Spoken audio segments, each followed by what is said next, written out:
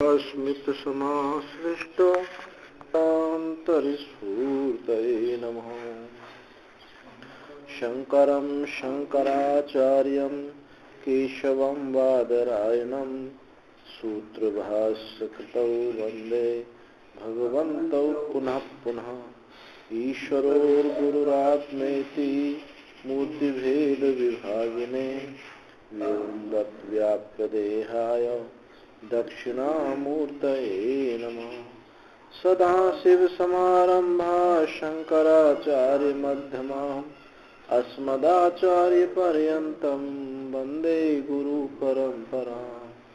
ॐ सहनावतु सहनौ भुनक्तु सह वीर्यं करवावहै तेजस्विनावधीतमस्तु मा विद्विषावहै।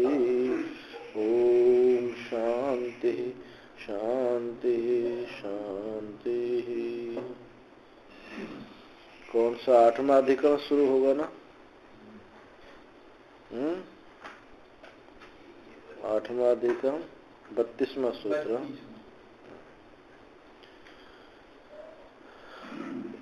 तीसरे अध्याय के चौथे पाद का 8वां अधिकरण।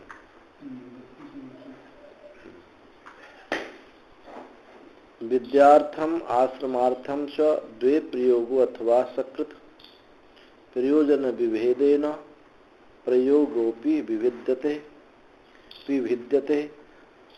श्राद्धार्थम उक्त्वा तृप्ति स्याद् विद्यार्थेन आश्रमस्तथा अनित्य नित्य संयोगः उक्तिभ्याम खदिरे मता।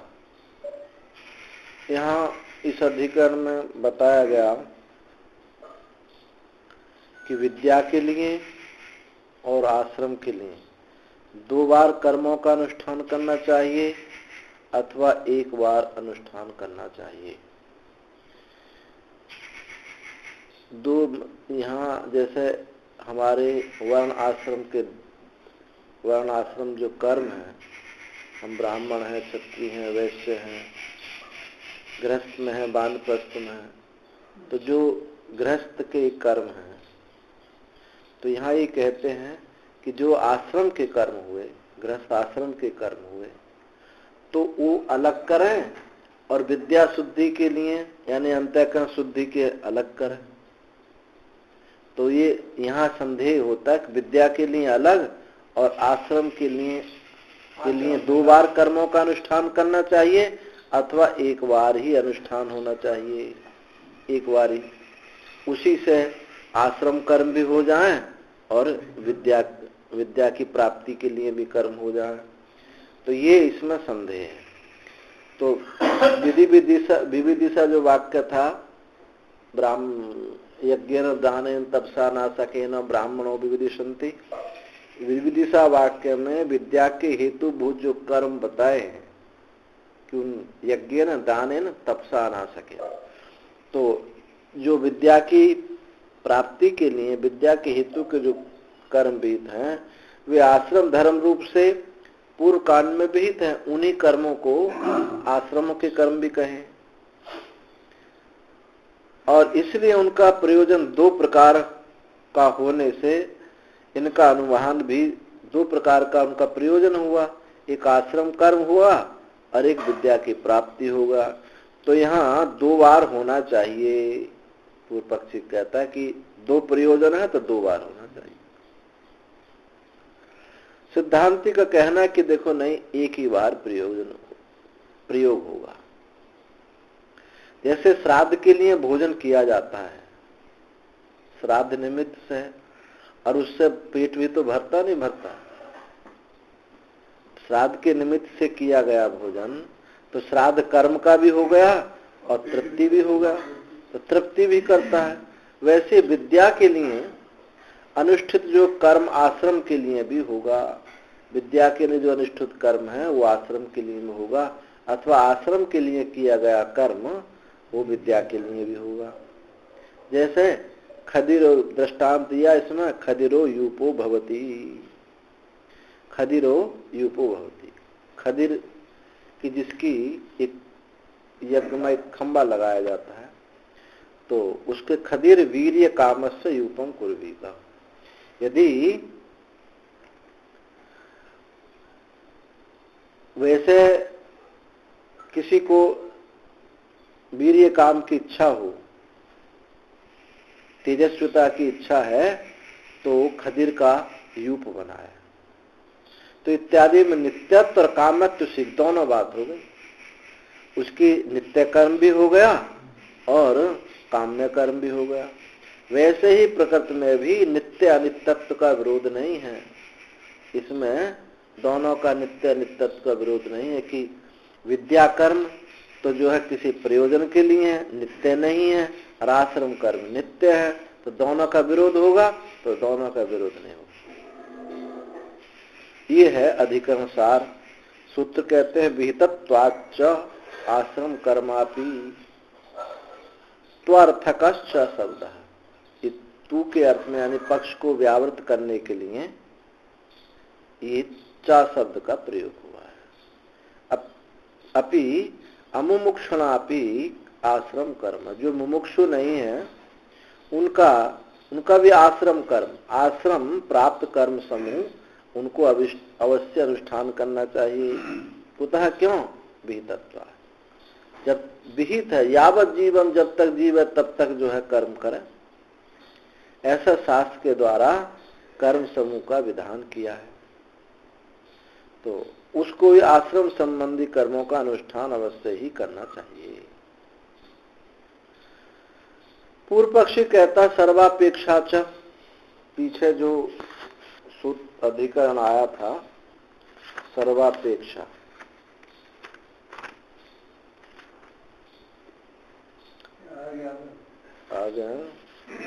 आगे आएगा नहीं, पीछे आ गया, पीछे आ गया, निकल गया, पीछे निकल, काफी पीछे गया, पीछे निकल गया। सर्वापेक्षा वहां की आस्वाद जिसमें था ना, सर्वापेक्षा आस्वादिवत, कि सब जैसे सब कर्मों की अपेक्षा है विद्या की उत्पत्ति के लिए। ये जो पीछे सूत्र आया था, इति अत्र आश्रम कर्मणाम विद्या साधनत्व अवधारितम, ये आश्रम कर्म जो है विद्या के साधन उससे निश्चय किया गया था। अपने नित्य के जो कर्म हैं उनको करें तो वो विद्या के साधन होंगे। बस इतनी बात है, करना धरना अलग से कुछ भी नहीं है। ये तो वैदिक कर्मों की बात बताई। जो रोजमर्रा के कर्म हैं वो सब करो, बस उनमें एक ही बात छोड़ दो कि कामना छोड़ दो, ईश्वर अर्पण करो, कामना छोड़ दो। तो प्रत्येक कर्म उस किए जाते हुए भी वो सब विद्या की प्राप्ति के लिए हो जाते हैं। ऐसे यहाँ आश्रम कर्म की बात है कि जो आश्रम कर्म है, रोजा अग्निहोत्र आदि कर्म करने, ये आश्रम का में कर्म होते हुए भी ये विद्या की शुद्धि के लिए हो जाए, विद्या की प्राप्ति के लिए हो जाए। बस उसमें कामना छूट जाए, एक ही बात है, बस कामना रहित होना। इदानीं तो किम मुमुक्षुरपि आश्रम मात्र निष्ठस्य विद्या कामाय मानस्य तानि अनुष्ठाय अनुष्ठेयानि उत आहो न इति चिंतते। अब यहाँ ये विचार किया जाता है, जो मुमुक्षु नहीं है, अमुमुक्षु का भी आश्रम मात्र निष्ठ विद्या कामाय माना, जो विद्या को ना चाहने वाला आश्रम मात्र में निष्ठ है, मुमुक्षु नहीं है, उनके कर्म है अथवा नाइति चिंतते, अथवा नाइति चिंतते, कि जो अमुमुक्षु है उस आश्रम कर्म अनुष्ठेय है या नहीं है, ऐसा विचार किया जाता है।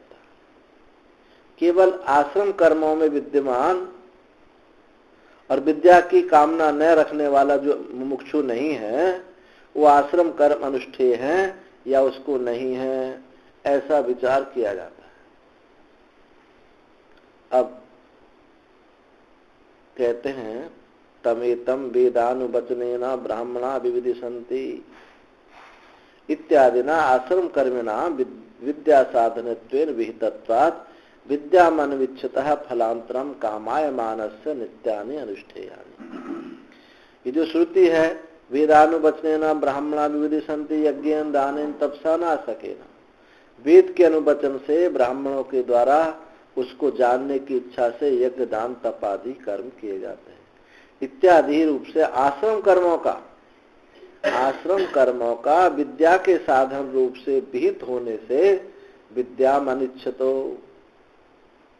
और जो विद्या की इच्छा न करने वाले हैं वही आश्रम कर्म विद्या के साधन होने से विहित है, और विद्या की इच्छा न करने वाले फलांतर दूसरे फल को कामना करने वालों को वो नित्य अनुष्ठान करने चाहिए। विद्या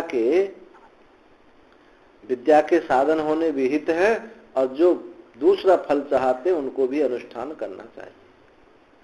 अतः तस्यापि अनुष्ठेयानि न तेषां विद्या साधन। उनका जो अनुष्ठान है तो क्या वो विद्या के साधन नहीं है? उनके जो अनुष्ठान है, जो मुमुक्षु नहीं है, तो उनके लिए नित्य कर्म जो अनुष्ठेय हो तो ये विद्या के साधन नहीं होंगे। क्यों नहीं होंगे? नित्य अनित्य संयोग विरोधात्। एक नित्य कर्म है और एक अनित्य है। विद्या के लिए किए जाने वाले कर्म जो है नित्य नहीं है, वो तो बस विद्या की उत्पत्ति के लिए है। और जो आश्रम कर्म है वो नित्य है। जब तक जियो तब तक कर्म करो, वो नित्य कर्म है। तो नित्य अनित्य का संयोग का विरोध है। इसलिए आश्रम कर्म विद्या के साधन होने से विहित है। अब विद्या को जो नहीं चाहता है, दूसरे फलों को चाहने वाला है, ऐसी कामना वाले को नित्य अनुष्ठान करने चाहिए। इसलिए उनका अनुष्ठान तो ये विद्या का साधन, तस्यापि अनुष्ठेयानि न तेषां विद्या, उनका जो अनुष्ठान हो विद्या का साधन नहीं होगा, क्योंकि नित्य अनित्य दोनों में विरोध है। ऐसा पूर्व पक्ष ने कहा कि उनको विद्या के साधन के लिए अलग कर्म करना चाहिए और आश्रम कर्म के लिए अलग करना चाहिए। ये पूर्व पक्षी है। अस्याम प्राप्तो पठते, इस प्रकार कहे जाने पर सिद्धांती कहता है आश्रम मात्र निष्ठस्यापि अमुमुक्षो कर्तव्यानि एव नित्यानि कर्माणि यावत् जीव अग्निहोत्रम ज्योति इत्यादि न विहितत्वात् नहीं वचनस्य अतिभारो नाम कश्चित् अस्ति। सिद्धांति कहना कि आश्रम मात्र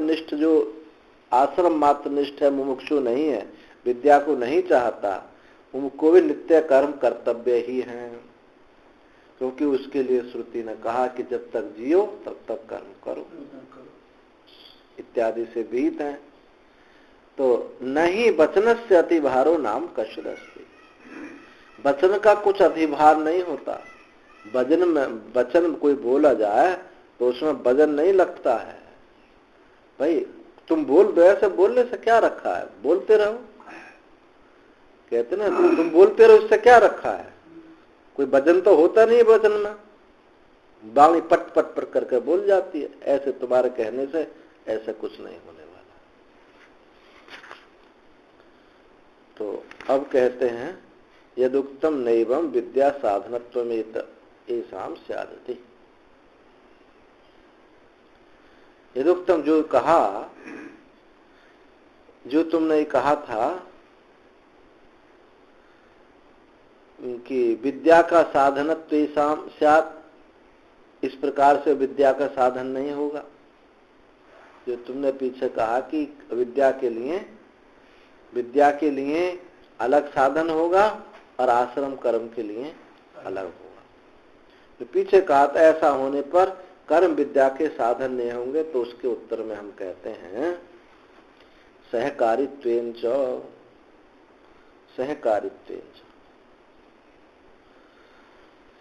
सहकारित्वेन कर्मणाम चित्त शुद्धि द्वारा विद्योपजनने सहकारी कारणतया विद्यार्थत्वेन। कर्मों का चित्त शुद्धि के द्वारा विद्या की उत्पत्ति में सहकारीकरण होने से विद्यार्थत्वेन, ये यज्ञादि कर्म जो है, ये नित्य कर्म जो है विद्या के लिए ही है, ये सहकारी है। नित्य कर्म अवश्य ही इनका अनुष्ठान करना चाहिए कि चित्त शुद्धि के द्वारा किए जा रहे हैं आश्रम कर्म में, लेकिन वो किसके लिए किए जा रहे हैं? अपने लिए तो किए जा रहे हैं, और वही उसी का अंतःकरण गंदा होता है। तो निष्कामता से करेंगे तो चित्त की शुद्धि हो जाएगी और आश्रम कर्म ही होंगे। तो ऐसा है कि उसकी उत्पत्ति में सहकारी रूप से चित्त का शुद्ध करने वाले ये कर्म हैं।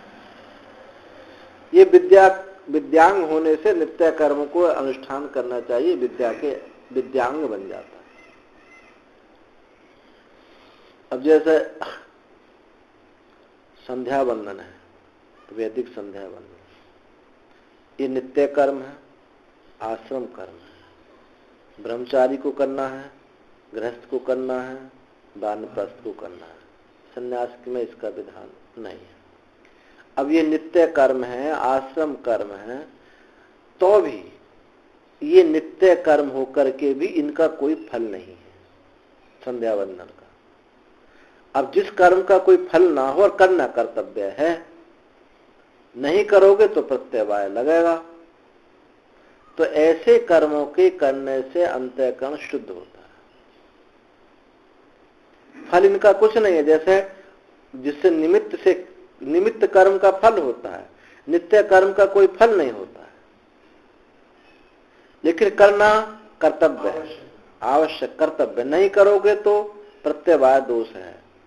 तो ये जो कर्म है नित्य कर्म, आश्रम कर्म होते हुए भी, क्योंकि आश्रम में विहित है, आश्रम में विहित होते हुए भी अंतःकरण शुद्धि का हेतु हो जाता है।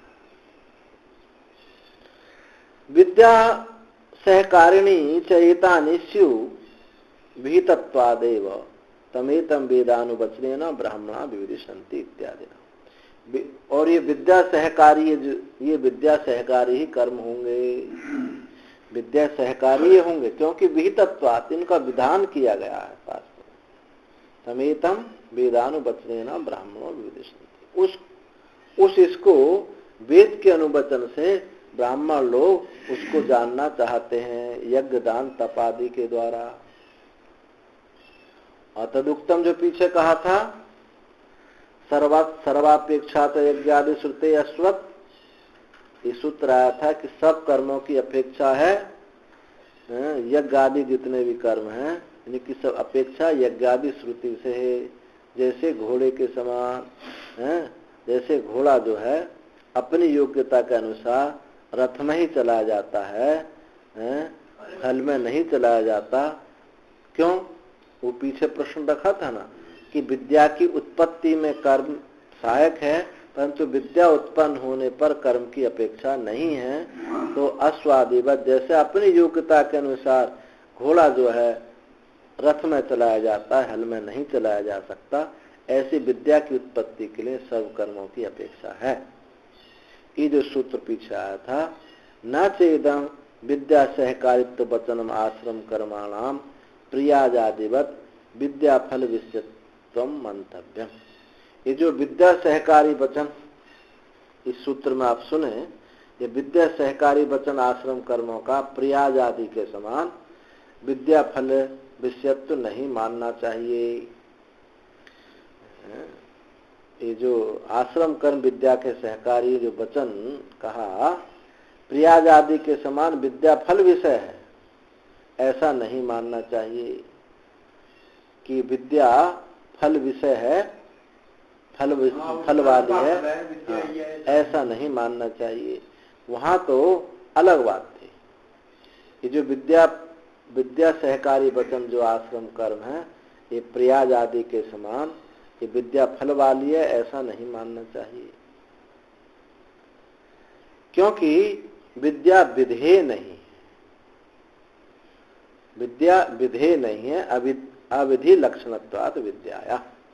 विद्या विधेय नहीं, असाध्यात्वाच्च विद्या फलस्य, और विद्या का फल भी साध्य नहीं है।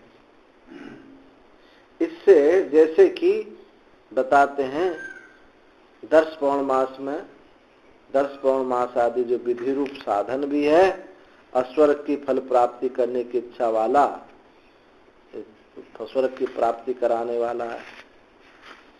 तो विधि लक्षणम ही साधनम दर्श पौर्णमासादि स्वर्ग फल से साधया सहकारी साधनत्व अपेक्षते।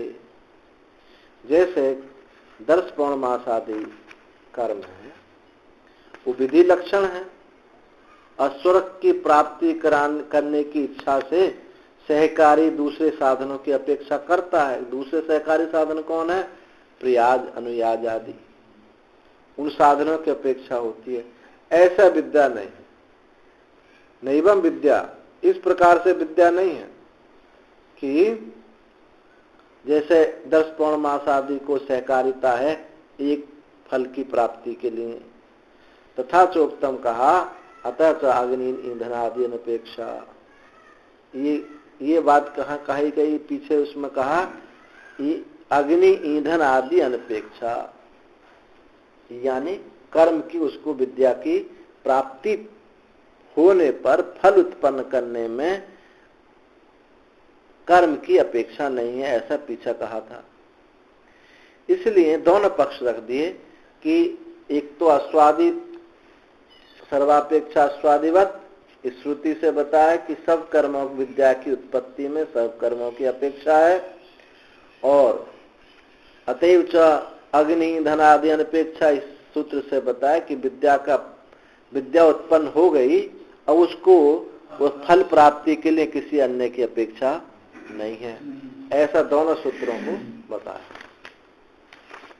तस्माद उत्पत्ति साधनत्व एवेशाम सहकारित्व वाचो, इसलिए उत्पत्ति के साधन रूप से ये सहकारित्व वचन का कथन किया गया है, फल के लिए वचन नहीं कहा गया। न च अत्र नित्य अनित्य संयोग विधि आशंका, और ये भी कि नित्य अनित्य संयोग विधि की आशंका है ये नहीं करनी चाहिए। नित्य अनित्य, ये जो नित्य के संयोग, नित्य और अनित्य के संयोग के विरोध की आशंका नहीं करनी चाहिए कि इनका विरोध है। विद्या जो है अनित्य है और कर्म आश्रम कर्म साधन ये नित्य हैं, तो ऐसा विरोध भी नहीं करना चाहिए, क्योंकि कर्म अभेदे भी संयोग भेदात, क्योंकि कर्म के एक होने पर भी संयोग भेद है। एक कर्म होकर के भी उनका संयोग में भेद है। एक विद्या की उत्पत्ति, वही कर्म विद्या की उत्पत्ति के लिए हो जाएगा और वही कर्म आश्रम के लिए हो जाएगा। नित्यो ही एक संयोग यावत जीवादि वाक्य कल्पितो न तस्य विद्या फलत्वम। नित्य ही एक, यहाँ क्योंकि कर्म एक होने पर भी संयोग का भेद है। जब तक जिए तब तक कर्म करे, ये क्या हो गया? नित्य कर्म हो गया। तो यावत जीवादि वाक्य से कल्पित एक संयोग नित्य है और उसका फल विद्या नहीं हो सकता। नित्य एक संयोग जो है, नित्य एक संयोग जब तक जिए ये नित्य कर्म होगा। ये वाक्य कल्पित न तस्या विद्या फल नहीं होगा। और दूसरा क्या है? अनित्यस्त्व अपरः। और दूसरा क्या है? विद्या का फल जो है वो अनित्य है, अनित्य अपर संयोग है। तो अपर संयोग है तमेतम वेदानुवचनेन इत्यादि वाक्य कल्पितस्य विद्या फलत्वम। और ये कहा कि वेदानुवचन जो श्रुति थी यज्ञेन दानेन तपसा नाशकेन, इससे इत्यादि वाक्य कल्पित विद्या फलत्व, उसका विद्या का फल प्राप्त हो जाता है। तो यथा जैसे एकस्यापि खदिरत्वस्य नित्येन संयोगेन कृतवर्थम अनित्येन संयोगेन पुरुषार्थत्वम। जैसे एक ही खदिर का नित्य के संयोग होने से कृतवर्थ हो जाएगा और अनित्य के संयोग होने से वो पुरुषार्थ हो जाएगा, पुरुष के लिए हो जाएगा। तो ऐसे ही इन नित्य कर्मों को समझें। एक कर्म होने पर भी संयोग का भेद है। नित्य एक संयोग जो है, नित्य एक संयोग एक अलग को देखें तो केवल होगा यावत नित्य कर्म आश्रम के कर्म होंगे, वो विद्या का फल नहीं होगा। और अनित्य को देखें तो विद्या का फल होगा। अब दो अलग अलग संयोग हो गए। एक कर्म के एक होने पर संयोग की भिन्नता हुई। एक संयोग हुआ नित्य कर्म और एक संयोग क्या हुआ, अनित्य कर्म विद्या की उत्पत्ति के लिए। तो ऐसा जो है दो संयोग की भिन्नता होने पर भी कर्म एक है। दृष्टांत दिया जैसे खदिर यूपो भवति, इस श्रुति से खदिरत्व कृतवरता, खदिर जो है यज्ञ के लिए है। खादिरम वीर्य कामस्य देत, इस श्रुति से पुरुषार्थता है, उसकी कामना की पूर्ति के लिए। एक ही खदिर दोनों जगह काम करता है। ऐसे ही एक ही कर्म दोनों जगह काम कर रहा है, आश्रम कर्म भी और विद्या की प्राप्ति भी। सर्वथापि ते एव उभय लिंगात, सर्वथापि ते एव ये यज्ञादि एव सर्वथापि नित्येन विद्यार्थत्वेन च अनुष्ठेय। ये यज्ञ आदि कर्म हमेशा नित्य रूप से भी और विद्यार्थ रूप से अनुष्ठान करना चाहिए। कुतः कैसे, उभय लिंगात, दोनों लिंग इनके प्राप्त होते हैं। उभय लिंगानि श्रुति लिंग और स्मृति लिंग। श्रुति से भी ये बात प्राप्त होती है और स्मृति से भी प्राप्त होती है कि एक ही नित्य कर्म विद्या के आश्रम कर्म भी है और विद्या के लिए भी। तो श्रुति लिंग और स्मृति लिंग दोनों बताएंगे। सर्वथापि आश्रम कर्मत्व पक्षे विद्या सहकारित्व पक्षे तेव अग्निहोत्रादयो धर्म अनुष्ठेया। सर्वथापि आश्रम कर्म पक्ष में और विद्या सहकारी पक्ष में ये वे ही अग्निहोत्रादि धर्म का अनुष्ठान करना चाहिए। ते एव अवधार्यन आचार्य किम निवर्तति, कि वे ही इस प्रकार अवधारण करना है, निश्चित कर लिया वे ही कर्म विद्या की प्राप्ति के लिए है और वे ही कर्म आश्रम कर्म है। तो वे ही इस प्रकार जो निश्चय किया है आचार्य, इससे किसकी निवृत्ति करते हैं, वे ही कह करके इससे किसकी निवृत्ति करते हैं। तो कर्म भेद शंका मिति ब्रूह्मा, जो कर्म भेद की शंका की, जिसको शंका ही हो रही थी कि इसके लिए अलग कर्म करने पड़ेंगे, इसके लिए अलग कर्म करने पड़ेंगे, आश्रम कर्म अलग करने पड़ेंगे, अविद्या की उत्पत्ति के लिए अलग कर्म करने पड़ेंगे। तो कर्म भेद की शंका की निवृत्ति करते हैं उससे। ते एव वे ही कहने से कर्म भेद नहीं है, एक ही कर्म है। दृष्टांत देते हैं इसमें, कुंडपाई नाम अयने मासम अग्निहोत्रम जुहुवती इति अत्र नित्यादि अग्निहोत्रात् कर्मांतर उपदिश्यते न एवं यह कर्म भेदो अस्तित्यर्थ। कुंडपाई का जो अयन होता है, प्रातः सवन, ये 3 अयन होते हैं, प्रातः सवन, मध्याह्न सवन और साय सवन, 3 समय में यज्ञ किया जाता है, तो उनको कुंडाई पयन बोलते हैं। तो उस मास अग्निहोत्रम जो 1 वर्ष 1 महीने तक अग्निहोत्र करते हैं। यहाँ नित्य आदि अग्निहोत्रात् कर्मांतर उपदेश्यते। अब यहाँ वो जो नित्य कर्म है और इस नित्य कर्म में अंतर है। वो जो अपने हमारा नित्य अग्निहोत्रादि कर्म जो है यावत जीवन जब तक जिए, अरे ये महीना भर का है, तो अंतर हो जाएगा। जैसे कुंड पाइनों के में मास अग्निहोत्रम जो होती, मास पर्यंत अग्निहोत्र हवन करे, अग्निहोत्र करे, तो 1 मास तक अग्निहोत्र करते हैं। इस वचन में नित्य अग्निहोत्र से अन्य कर्म का उपदेश किया जाता है। नित्य कर्म का उपदेश नहीं किया जाता, कोई अन्य नैमित्तिक कर्म का उपदेश किया जाता है। लग रहा है कि नित्य कर्म हो रहा है, न ये वह कर्म भेद इस प्रकार से यहाँ कर्म भेद नहीं है। जो नित्य कर्म है हमारे, इस प्रकार से यहाँ भेद नहीं। वहां भेद है कि वहां जो कर्म है किसी प्रयोजन से 1 महीना के लिए रखा गया, नित्य कर्म नहीं। ऐसा समझो कहीं किसी आश्रम में नित्य पाठ चलता है, बस जब तक ये संस्था शुरू हुई तब तक रहेगी, पाठ होना, विद्या चलती रहेगी। और एक ये है कि भाई सत्र रख लो, 1 महीना के लिए, चातुर्मास के लिए पाठ चलेगा, तो दोनों में अंतर हो गया। तो इस प्रकार से कर्म भेदोस्ति। यहाँ इस प्रकार से कर्म भेद नहीं है।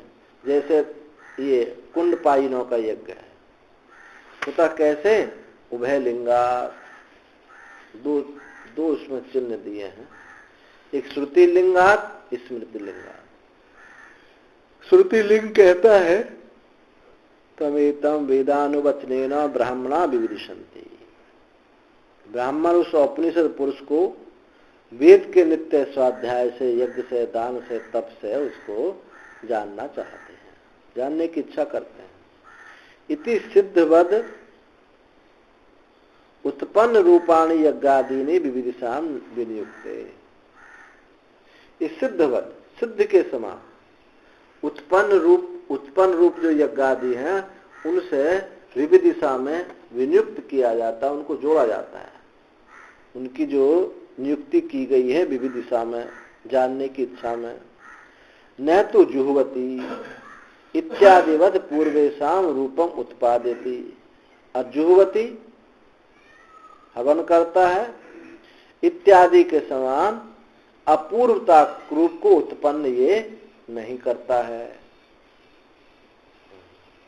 ये अपूर्व रूपता को वो होम करते इत्यादि वचनों के समान इन यज्ञादि का अपूर्व उत्पन्न नहीं करता है। पीछे बताया था ना, अपूर्व जो शुरुआ पर नीचे जो है समिध लगा करके ऊपर का भाग जो है देवताओं के लिए ही किया जाता है, तो अपूर्व विधि है, अपूर्व विधि है। तो ऐसे यहाँ कह रहे हैं जुहवती इत्यादि के समान अपूर्व ही ये रूपों को उत्पन्न नहीं करता। ये तो नित्य है, अपूर्वता यहाँ नहीं है। अपूर्व यहाँ विशेष कर्म के लिए होता है, यहाँ कोई विशेषता नहीं है। यहाँ तो सामान्य रूप से अग्निहोत्र आदि है।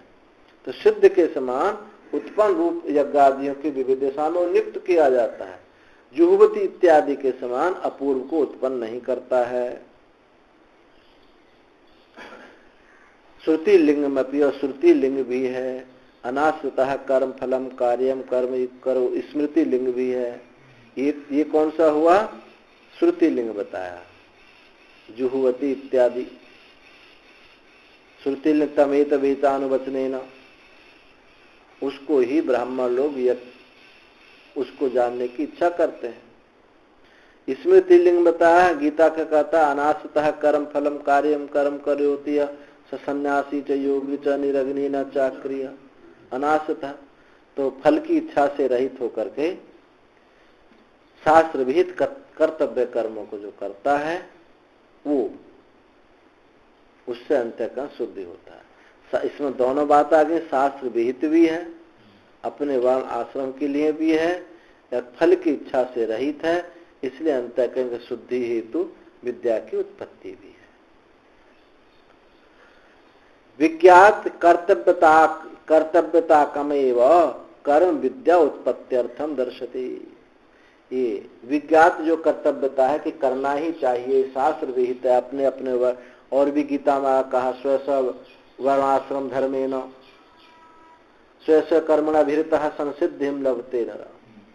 स्व कर्मणि, अपने अपने कर्म में अभित हुआ मनुष्य स्व कर्मणि अभिरत संसिद्धिम, संसिद्धि को यानी विद्या की प्राप्ति को प्राप्त होता है।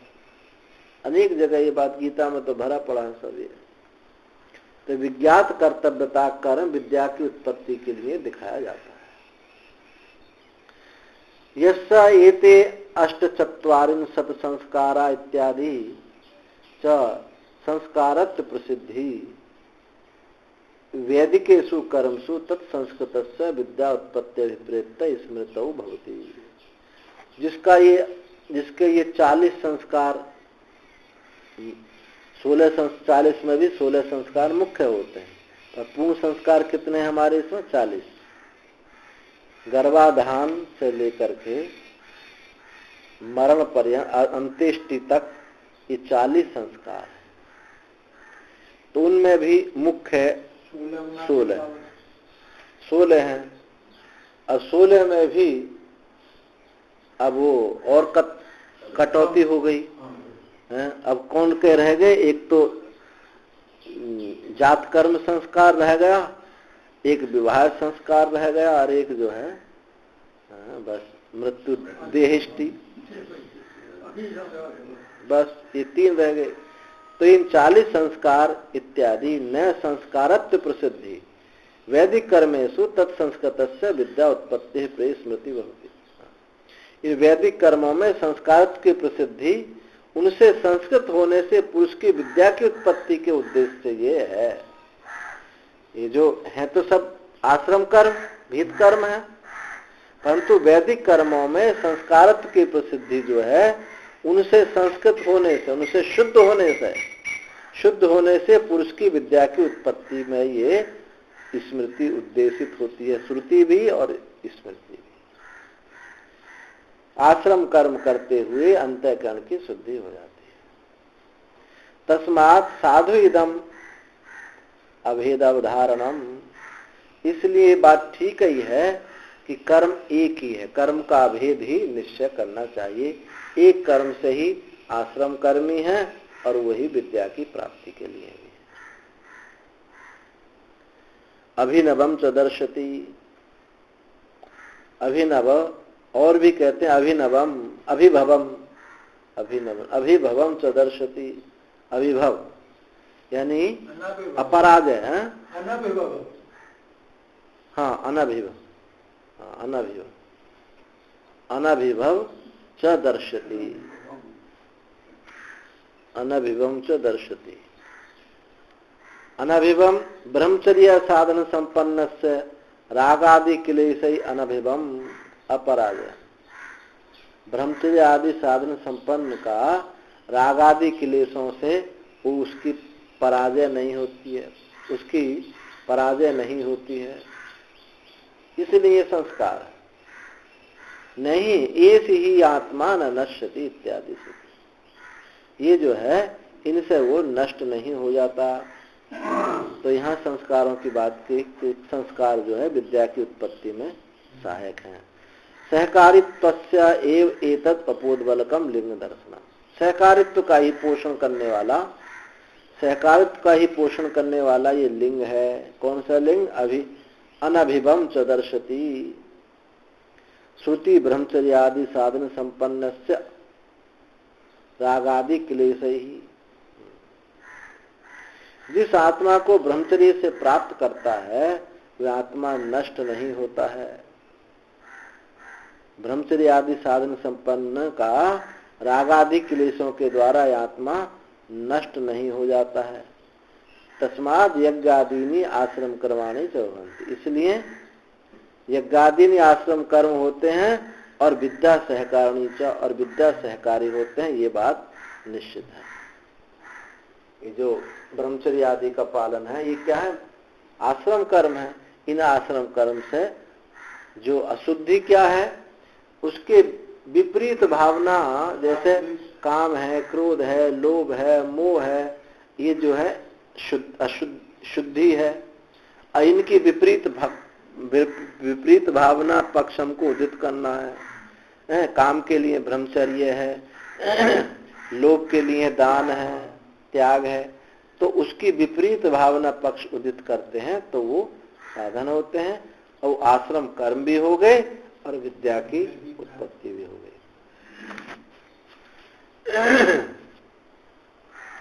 अब आगे का अधिकरण, आश्रम रहित पुरुष का ज्ञान में अधिकार है अथवा नहीं है।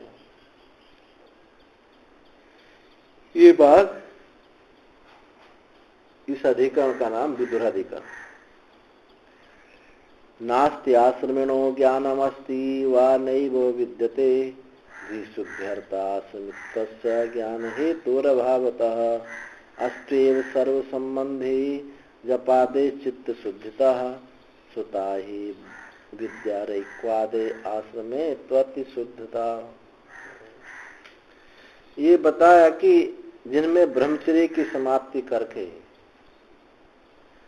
और कहा जाता कि अनाश्रमी एक दिन भी ना रहे, अनाश्रमी एक दिन भी रहा। जैसे गुरुकुल से आता है और बस पहले से सेटिंग होती कि इसका विवाह होना है, तो वो एक दिन भी अनाश्रमी नहीं रहा।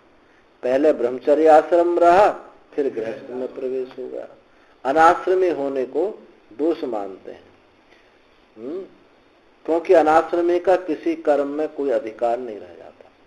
गृहस्थ में भी नहीं है, वानप्रस्थ में भी नहीं है, ब्रह्मचारी में भी नहीं है।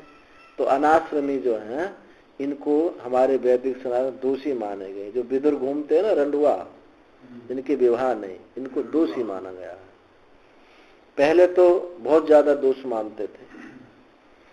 तो कहा अंतराचापी तो तद बुद्धे तद दृष्टे।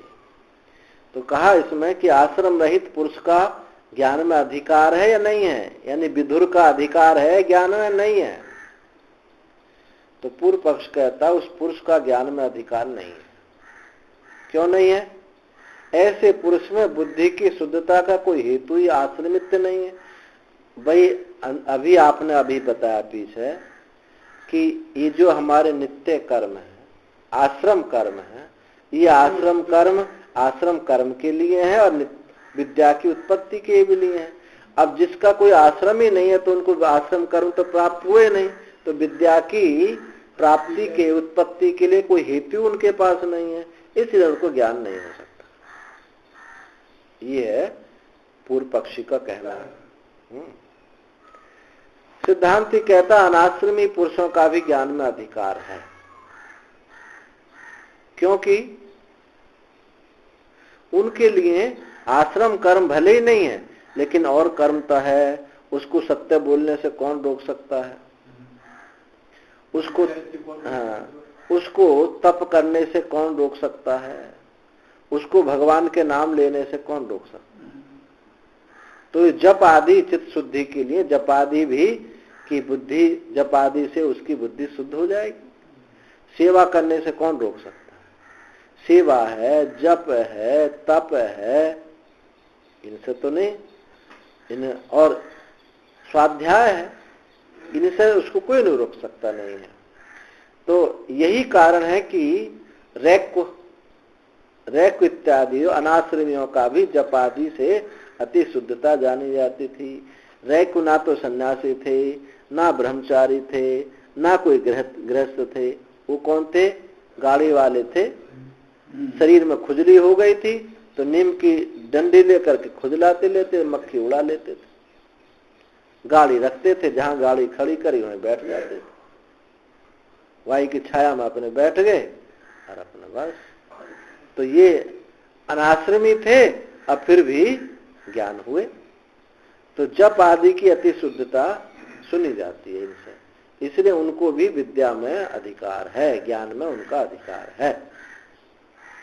अंतराचापी तु तदृष्टे है। अंतराचापी, अंतरा आश्रम बिना वर्तमानानाम, अंतरा यानी आश्रम के बिना भी जो वर्तते हुए लोगों का ब्रह्म विद्यास्ति अधिकार, ब्रह्म विद्या में अधिकार है।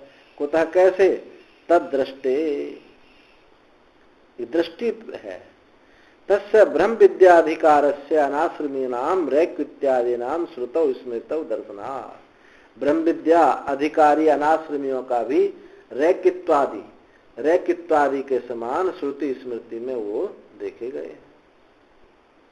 श्रुति में मिला है तो रैक तो श्रुति में ही है, और स्मृतियों में भी ऐसे लोग हैं। तो विधुरादि नाम द्रव्यादि संपद रहिता नाम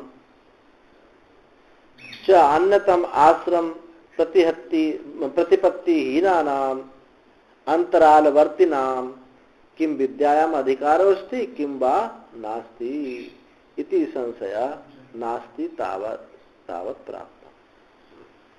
जो विधुर हैं, जिनका विवाह भी नहीं हुआ है और ब्रह्मचर्य आश्रम भी खत्म हो गया, तो विधुर आदि द्रव्य आदि और उनके पास धन भी नहीं है, द्रव्य आदि संपद रहिता नाम, तो विधुर है द्रव्य आदि संपद रहित है, अन्यतम उनमें से कि एक आश्रम प्रतिपत्ति हीना नाम, उनमें से एक आश्रम को भी स्वीकार उन्होंने नहीं किया, ना तो गृहस्थ है, ना ब्रह्मचारी है, ना वानप्रस्थ है।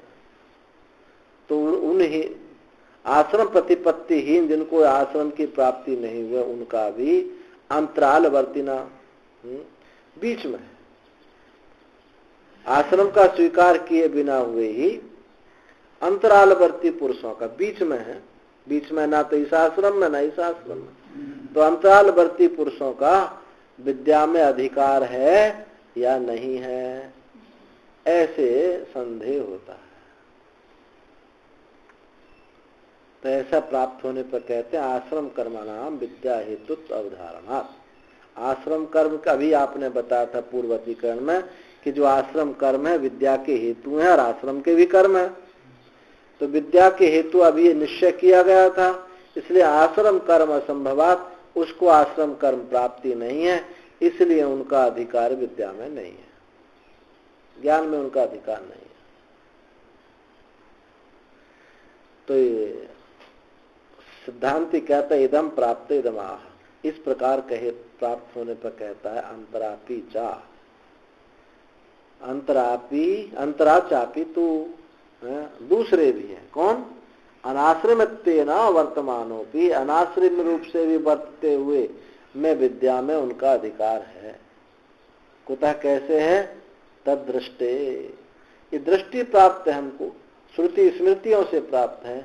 रैक को वाचक नवी, वाचक नवी इत्यादि, ये वाचक नवी कथा आती है बृहदारण्य, उसमें महाभारत में आती है। तो रैक को तो छांदोग्य आता ही है, वाचक नवी और रैक आदि इत्यादियों का इस प्रकार एवं भूतों का ब्रह्मविद तत्व श्रुति ब्रह्मविद थे, ऐसा श्रुति कहती है। तो ये किसी आश्रम में नहीं थे,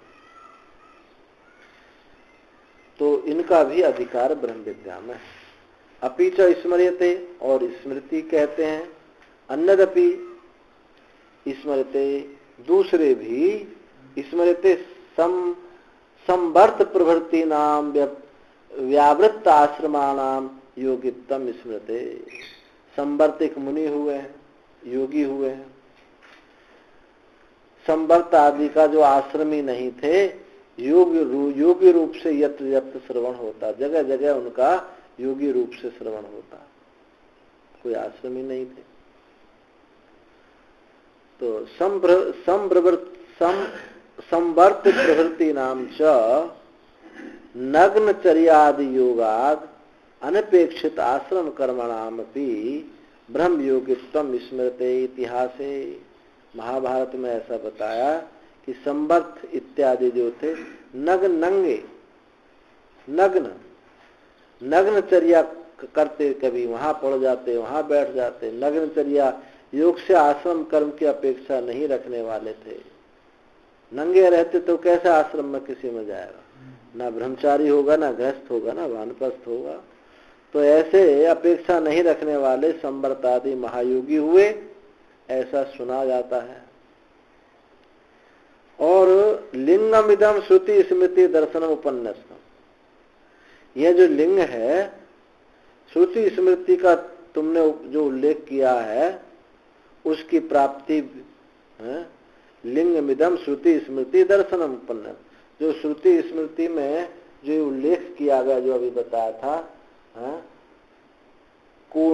का नु खलु प्राप्ति स्वविधीयते, उसकी प्राप्ति विधि वाक्य कौन है? कोई विधि वाक्य है इसके कि इसमें जो विधुर को भी विद्या में अधिकार है, ऐसा कोई विधि वाक्य है? आपने श्रुति स्मृति कह तो दी, लेकिन विधि वाक्य क्या है? जब तक विधि नहीं होगी तब तक हम कैसे मान लेंगे?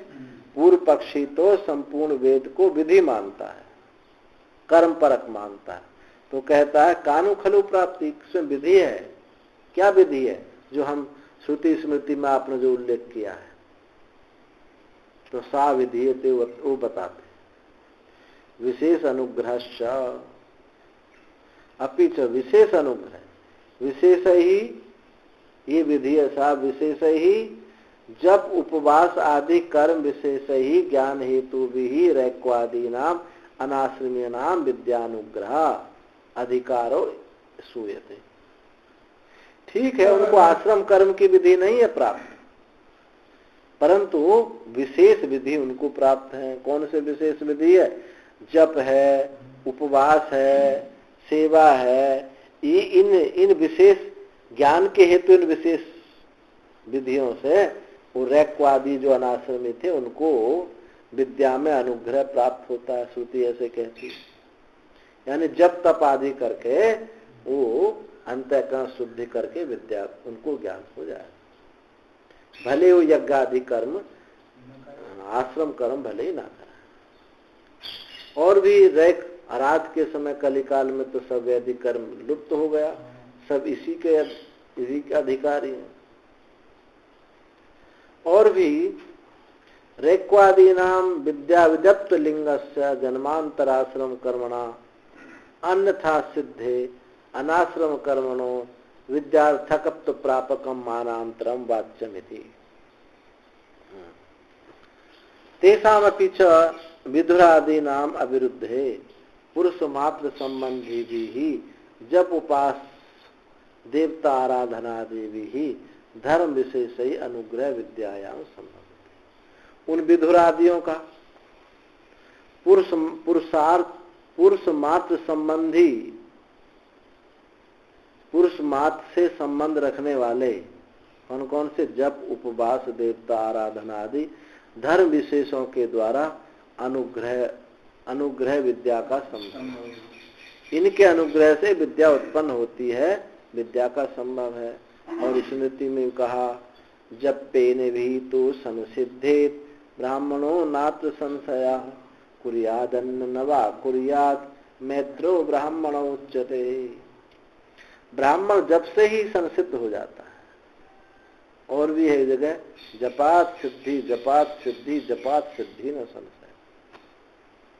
जप करने से सिद्धि होती है, 3 बार का जपात सिद्धि जपात सिद्धि जपात सिद्धि न संशया। जप करने से निश्चित ही जप संसिद्धि की प्राप्ति होती है। तो ये है जपेन संसिद्धे ब्राह्मणो नात्र संशया, कि ब्राह्मण जब से संसिद्धि को प्राप्त होता है, इसमें कोई भी संदेह नात्र संशय, कोई संशय नहीं है। कुर्याद अन्य नवा कुर्याद, वे अन्य कर्म करे या ना करे, इससे ब्राह्मण दयावान कहलाता है। मैत्रेय ब्राह्मण उच्चते, अन्य कर्म करे या ना करे, केवल जप करे, इसी से वो दयावान कहलाता है। पहले के समय में ये था, दंडी स्वामी ही अधिकांश सन्यासी होते थे। और आज भी कानपुर से नीचे जाओगे तो दंडी स्वामी का ही बोलवाला होता है। और ये विधि है सन्यास में कि अंग विहीन ना हो और अनपढ़ ना हो, अंग विहीन ना हो, उसको तो सन्यास दिया ही नहीं जाता। और महात्मा लोग ये भी करते थे, कोई पढ़ा लिखा नहीं होता था तो उसको भी सन्यास नहीं देते थे, ऐसा कोई ब्राह्मण हो। तो एक ब्राह्मण थे, उनको सन्यास की उत्कंठा हुई। अब जिसके पास जाते पढ़े लिखे थे नहीं, कुछ जानते नहीं थे, जिसके पास जामे काशी में सब मना कर दे कि नहीं, तुमको सन्यास नहीं, तुमको सन्यास। अब वो बड़े हताश हो गए, तो एक महात्मा के पास फिर गए। उन्होंने कहा देखो भी हम तुमको सन्यास तो दे देंगे, पर तुमको कुछ नियम रखना पड़ेगा। इस नियम का पालन करोगे तो तुमको हम सन्यास दे सकते हैं, नहीं तो नहीं, क्योंकि तुम पढ़े लिखे तो हो नहीं। तो उन्होंने कहा हाँ महाराज जी, मैं जो नियम बताओ उसका पालन करूंगा। तो उन्होंने कहा कि बहुत लंबी संख्या में।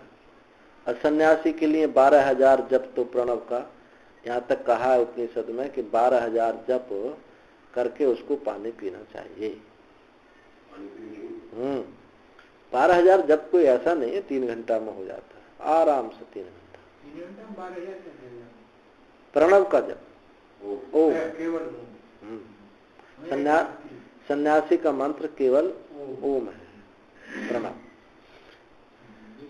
तो अब हम करते हैं ना, हमको पता, हमने किया है, अब भले ही नहीं कर रहे हैं, लेकिन 3 घंटा में हो जाता है। 1 घंटा में 40 माला हो जाती है,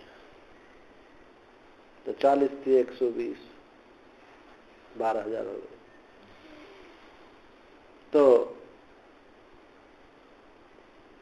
उन्होंने कहा कि तुमको इतना जप करना होगा और भिक्षा मांग कर ही खाना होगा, सत्य बोलना होगा, ये सब नियम रखे। तो उन्होंने कहा कि ठीक है महाराज, ये तो सन्यास का धर्म है ही है। भिक्षा मोहन है, भिक्षा मांग, पूरे जीवन भिक्षा मांग कर ली, खाए, और कभी उन्होंने जप की संख्या कब नहीं। तो ये देखा गया कि जो बड़े बड़े विद्वान थे वो उनके तेज के सामने, उनकी वैराग्य विवेक के सामने उनकी सब फीके पड़ गए। तो जपात सिद्धि, जपात सिद्धि, जपात सिद्धि न संशय। आप तो जप करता तो उपहास करते हैं लोग, अरे जप, अभी जप करते हैं, ऐसे बोलते हैं, साधु लोग बोलते हैं, अभी जप में ही लग रहे हैं, यही में लग रहे हैं अभी। तो और हमारे महाराज जी, उनकी कोई ब्रह्मनिष्ठा में कोई कमी नहीं। रात को 2 बजे वो उठते थे, अब जप करते थे, ध्यान करते थे, जप करते थे। तो करपात्री जी से कहा कि आप ब्रह्मनिष्ठ हो, आप अभी जप करते हो? तो बोले तुमको वहां प्रश्न नहीं उठे जब मैं सोने चांदी के बर्तनों में भोजन करता हूँ, हवाई जहाज में उड़कर जाता हूँ, वहां तुमको संन्यास तो प्रश्न नहीं उठे, पर तुमको यहाँ प्रश्न उठ गया कि जप करते हैं। तो ये एक विडंबना है। ये वही लोग करते जो करते नहीं, वही प्रश्न उठाते हैं, और इनकी स्थिति कुछ नहीं है। चित्त इतना विक्षेप को प्राप्त है, स्थिति कुछ नहीं है, पर प्रश्न उठाएंगे, क्योंकि जैसे कि यही समाधि में प्रतिष्ठित रहते हैं। एक बार उड़िया बाबा जी ने ये बात सुनाई, ऋषिकेश की झाड़ी में एक संत रहते थे, बहुत वृद्ध थे। उन्होंने उनके जब अब वो अपने यात्रा पूरी करने वाले, शरीर छोड़ने को हो रहे थे, तो उन्होंने, शिष्यों ने कहा कि महाराज जी हमें कोई जीवन के लिए ऐसा उपदेश दीजिए। तो उन्होंने 2-3 बात बताई। उन्होंने कहा कि मैं लाहौर से, उस समय तो अखंड भारत था, लाहौर से मुझे कन्याकुमारी तक सोने के पहाड़ पर चला दो तो मेरे चित्त में लोभ नहीं आ सकता, परंतु यदि सुंदर युवती का मेरा संसर्ग हो, मुझसे बातचीत तो मैं कह नहीं सकता। एक तो जीवन का एक तो ये है कि चाहे स्त्री काष्ठ की क्यों ना हो, संसर्ग उचित नहीं। और दूसरी बात उन्होंने बताई कि साधन 2 प्रकार के होते हैं। एक जो है साधन अनुसंधान है, ब्रह्म अनुसंधान है।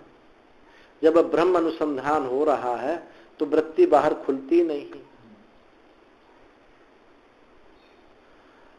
और दूसरे साधन त्यागात्मक है। अभी सन्यास क्या है? त्यागात्मक ही तो, व्यवहारिक तो है।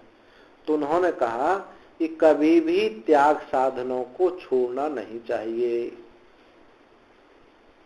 जैसे भिक्षाटन आदि करना है, जप करना है,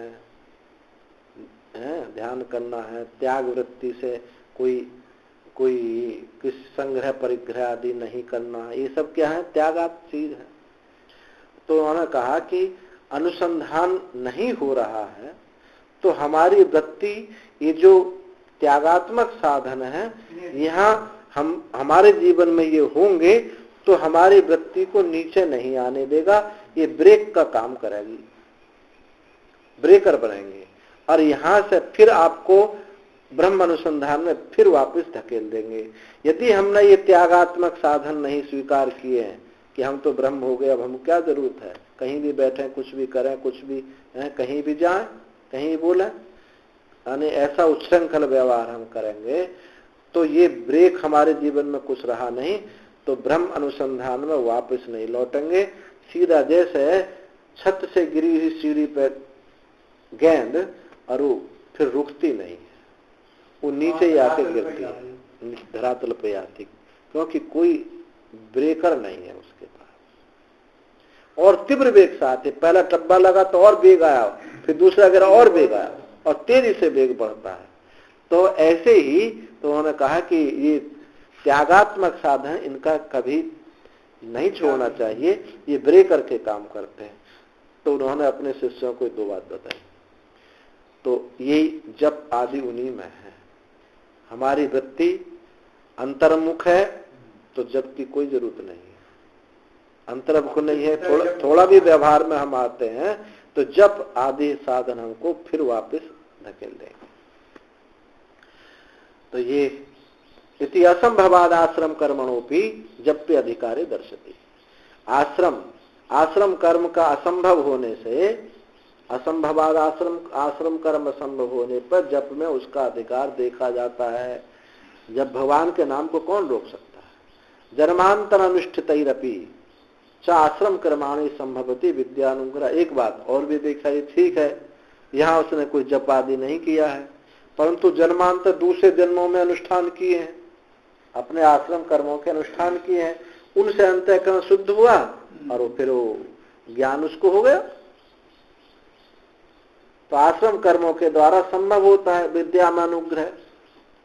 तथा च स्मृति, और स्मृति भी है इसमें, गीता में कहा ही है, अनेक जन्म संसिद्ध ततो याति पराम गति। अनेक जन्मों में संसिद्ध हुआ वो परागति को प्राप्त होता है। इति जन्मांतर संचितानपि संस्कार विशेष अनुगृहीत्रीन विद्यायाम दर्शति। जन्मांतर संचितों का भी संस्कार विशेषों को, संस्कार विशेषों को अनुग्रह से वो विद्या उसके जीवन में देखी जाती है। दृष्टार्था च विद्या, दृष्ट प्रयोजन भी विद्या का देखा जा गया है। प्रतिषेध अभाव मात्रेण अपि अर्थिनो अधिकरोति श्रवणापि। प्रतिषेध के अभाव मात्र से जो विद्या चाहने वाला है, प्रतिषेध के अभाव मात्र से भी अधिकारी श्रवण आदि में उसका अधिकार देखा जाता है। विद्यार्थी को श्रवण आदि में अधिकृति, उसका अधिकारीपना देखा जाता है।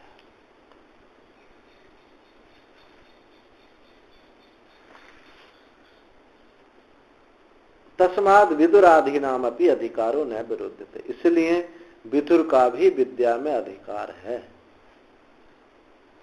भले उसको आश्रम कर्म नहीं है, लेकिन जप तप उपास स्वाध्याय आदि से उसका विद्या में अधिकार है।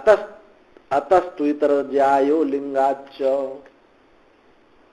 और एक सूत्र और आया, उसमें कहा अनाश्रिमिता अतस्तु अनाश्रिमितात्तु इतर आश्रमित जायो शीघ्र में विद्या साधनम।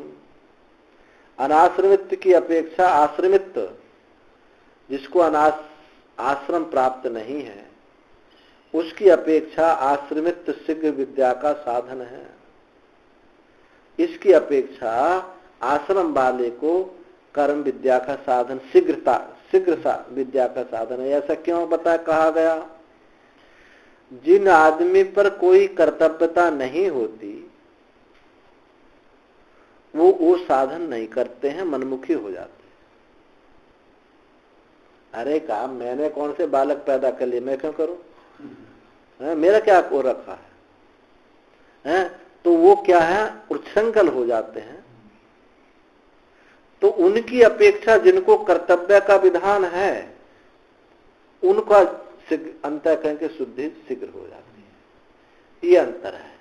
पर ऐसा नहीं है कि उनको अधिकार नहीं है, उनके लिए अधिकार है, परमात्मा की प्राप्ति में सबका अधिकार है। पर अनाश्रित जो आश्रमी है उनको कर्तव्य का विधान है। जब गृहस्थ आश्रम में चले गए तो हमको पत्नी बच्चों का कर्तव्य हमारे ऊपर है, हमको करना, और वो कर्तव्यता ही हमको अंतर्मुख करेगा, अंतःकरण शुद्धि का साधन बनाएगा। और जिनके पास कोई कर्तव्यता नहीं है तो उच्छृंखल हो जाते हैं। इस दृष्टि से कहा कि अनाश्रमित की अपेक्षा आश्रमित शीघ्र विद्या का साधन है, क्योंकि हाँ वो आगे ले जाएगी। तो इसके लिए तेनैव इति भ्रमित, इस श्रुति से पुण्यकृत विशेष रूप से श्रुति लिंग आगे बता रहे हैं। अतस्तु अंतरालवर्तित्वाद इतर आश्रमवर्तित्वम ज्यायो विद्या साधनम, जो अंतरालवर्ती है, किसी आश्रम में जुड़ा नहीं है, वो इतर आश्रमवर्ती दूसरे आश्रम में श्रेष्ठ है, विद्या का साधन तो उसमें श्रेष्ठ है। श्रुति स्मृति संदृष्टता, इसमें श्रुति स्मृति देखी गई है। तो श्रुति लिंगाच्चा, श्रुति लिंग क्या है, तेने तेन ऐति ब्रह्मविद पुण्यकत तेजसस्य, तेन उसके द्वारा प्राप्त करता है, शुद्ध सत्व ब्रह्मवेत्ता उस मार्ग से जाता है, ब्रह्म को प्राप्त करता है। पुण्यकृत तेजसः, वो शुद्ध सत्व ब्रह्मवेत्ता। और स्मृति भी कहा अनाश्रमीन तिष्ठेत दिनम एकमपि द्विजः संवत्सरम अनाश्रमी स्थित्वा कृच्छमेकं चरेत् इति च स्मृति लिंगात्। अनाश्रमीन तिष्ठेत, दिनमपि एक दिन भी द्विज अनाश्रमी ना रहे।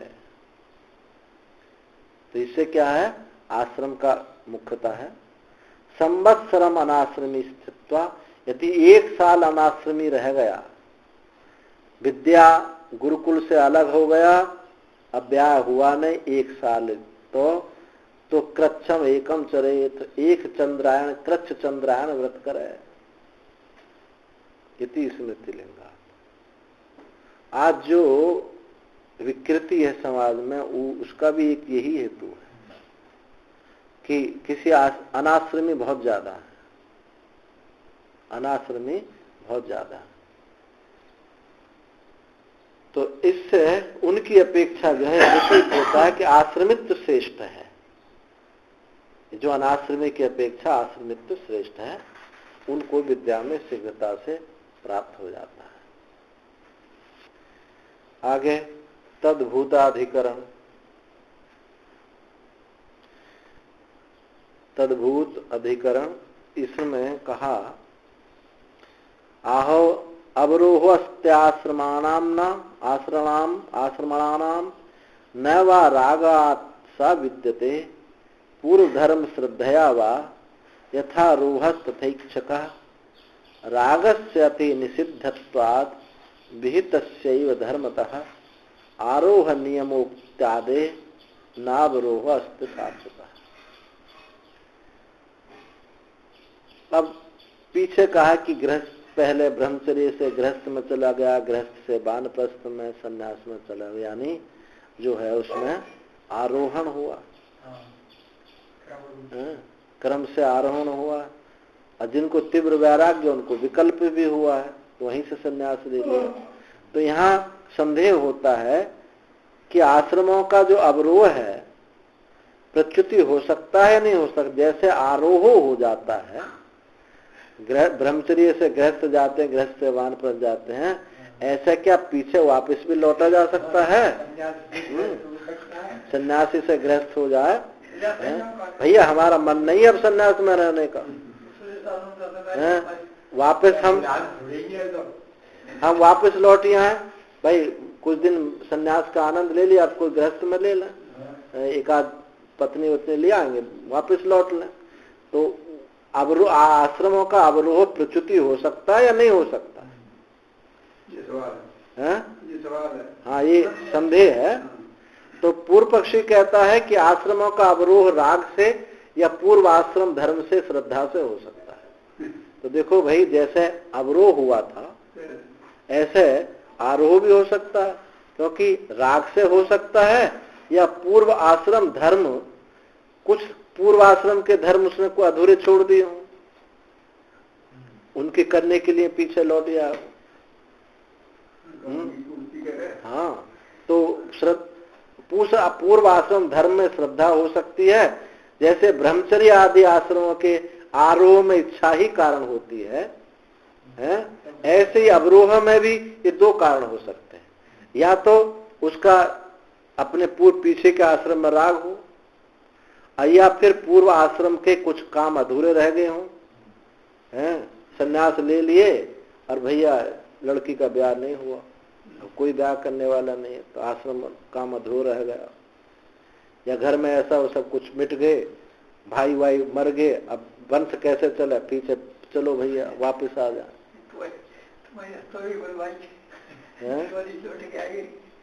कौन? आचार्य है। वो तो खैर संन्यास नहीं लिया था, ब्रह्मचारी था। ना ना, वो भी 10-12 दिन बाद। तो ये जो है पूर्व पक्षी ऐसा कहता है। सिद्धांति कहता है कि राग अति निषिद्ध है। कोई राग कोई अनुकरणीय चीज नहीं होती है, ये तो निषिद्ध है। अगर हमारी वृत्ति पूर्व में आती भी है लौट कर, तो हमको अगर घर वालों से राग है भी तो भी उसका निषेध ही करना चाहिए। अति निषिद्ध है। और जो विहित है वही धर्म होता है। जो राग अति निषिद्ध है और जो विहित है वह धर्म होता है। इसलिए आरोह नियम के कथन से अशास्त्रीय अवरोह नहीं है। ये अवरोह कुछ शास्त्रीय नहीं है। जैसे आरोह शास्त्र में विधान है, ऐसे कहीं वापस लौटना शास्त्र में विधान है क्या? संन्यास से गृहस्थ आ जाए, गृहस्थ से वानप्रस्थ आ जाए, ये सिद्धांति का कहना है। तद्भूतस्य तु ना तद भावो जैमनिरपि नियम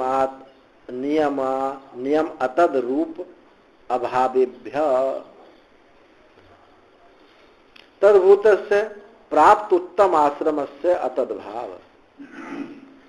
जो उत्तम आश्रम को हम प्राप्त हो गए, संन्यास आश्रम को प्राप्त हो, अतद भाव उत्तम आश्रात प्रच्युति, उस उत्तम आश्रम से उसकी प्रच्युति नहीं है, लौटता नहीं है। ना न भवितुमर्हति जैमनिरपि, आचार्य से जैमनिरपि इस सम्मतम। जो कर्म कांड के आचार्य हैं वो भी ऐसा मानते हैं कि भैया उत्तम आश्रम को प्राप्त हो गए तो फिर नीचे नहीं लौटना चाहिए।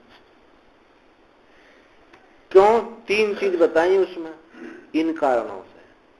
तो नियम अतद रूप अभावेभ्य। एक तो नियम है, अरण्यमियाति पदे ततो न पुनः रियात, अरण्य को प्राप्त होकर के फिर वापस ना लौटे, ये तो नियम है। अतद रूप प्रत्यवरोह बोधिका श्रुति अभाव, जो पीछे के लौटने का जो श्रुति है, एक तो नियम है कि वापस ना लौटे, और दूसरा अतद रूप यानी श्रुति में भी अभाव है। श्रुति भी नहीं कहती है कि वापस लौटे। और अभाव शिष्टाचार से, ऐसा शिष्टों ने भी आचरण नहीं किया है। शिष्टों ने भी ऐसा आचरण नहीं किया कि पूर्व आश्रम को पीछे लौट गए। इति एतेभ्यो हेतुभ्य। तो संति उदरेत्सा आश्रम इति स्थापितम। पीछे के अधिकरण में क्या सिद्ध हुआ कि संन्यास आश्रम है, ऐसा निश्चय सिद्ध हुआ था। तांस्तु प्राप्तस्य कथनचित ततः प्रच्युति अस्ति नास्ति वा संशय। उनको प्राप्त करके कथनचित उससे प्रच्युति है अथवा नहीं है, ऐसा संदेह होता है। तो पूर्व कर्मसु अनुष्ठान चिकीर्षया वा रागादिवसेन वा प्रचितो अस्ति विशेष अभावात्। विशेष अभावात् पूर्व पक्षी कहता है कि जो पूर्व आश्रम में कहे गए याग आदि धर्म सुख पूर्वक अनुष्ठेय हैं, ऐसी भावना से कर्मों का अनुष्ठान करने की इच्छा से अथवा राग आदि के वशीभूत होने से, पूर्व कर्मों के अनुष्ठान करने की इच्छा से अथवा राग आदि के वश होने से वापस लौटना हो सकता है। इसलिए विशेष अभाव, कोई विशेष का अभाव है, कोई चीज का अभाव खटकता है तो वापस आ सकता है। पूर्व पक्षी क्या कहता, एक साधु हैं, अब वो जो है, अब साधु जैसे हो गए माने उनका संस्कार हो गया। असाधु भी कैसे हुए थे, उड़िया बाबा आश्रम में। अब बच्चों से होगी लड़ाई, अब घर से गुस्सा बहुत ज्यादा, उनको गुस्सा बहुत गुस्सा वाले थे। घर यहाँ आ गए रामघाट, अब कोई पता तक कुछ था नहीं। एक वहां के गांव के बगल के गांव के एक सज्जन रहते थे, वो रिटायर थे, तो उन्होंने एक किराए पर कमरा ले रखा था और अपने गंगा स्नान करते थे, रोजाना कीर्तन करते थे, जप करते। उन्होंने अपना एक नियम व्यवस्थित बना रखा था और अपना भोजन बनाते, स्वयं बना के खाते थे, पेंशन उनको मिलती थी। ऐसे बहुत वर्षों रहे। अब उन्हीं के गांव के बगल के थे, परिचित थे। अब वो जो है उनके पास आ गए। उन्होंने 2, 4, 6 दिन तक कुछ कहा नहीं, वहीं खिलाया पिलाया। वो भी ब्राह्मण थे, वो भी ब्राह्मण थे। अब जब वो जामे ही नहीं है तो महीना भर उन्होंने करके खिलाते रहे, तो उन्होंने कि देखो ऐसे काम नहीं चलेगा, तुम आश्रम में चले जाओ। बोले मुझे ऐसे कोई रहेगा ना, हम बता देंगे। ऐसा करो, वहां कुछ सेवा ले लेना, कुछ छोटी मोटी सेवा कर देना, तुमको भोजन मिलता रहेगा, भजन करो। तो आश्रम में लिया, उड़िया बाबा आश्रम में, उनके सब परिचित थे। तो वहां एक मैनेजर था, तो उसने कहा कि ठीक है, लकड़ी फाड़ दे करेंगे और अपना भजन करो। तो लकड़ी फाड़ने लगे, 2, 4, 10 बार। अब पाप फाड़े कुछ दिनों उन्होंने। फिर एक दिन जो है कुल्हाड़ी का बैटर टूट गया। अब वो जो मैनेजर बहुत बिगड़ गया, कहाँ से बैटर डलवाऊंगा, तो ऐसे कर दो, बहुत नाराज हुआ। अब उसको बात अब भाई चुभ गई लगी। एक महात्मा वहां रहते थे, वो ऐसे थे कि वो कोई कैसे ही आ जाए बस मुझसे संन्यास ले ले, वो ऐसे व्याकुल रहते थे, तड़पते रहते थे।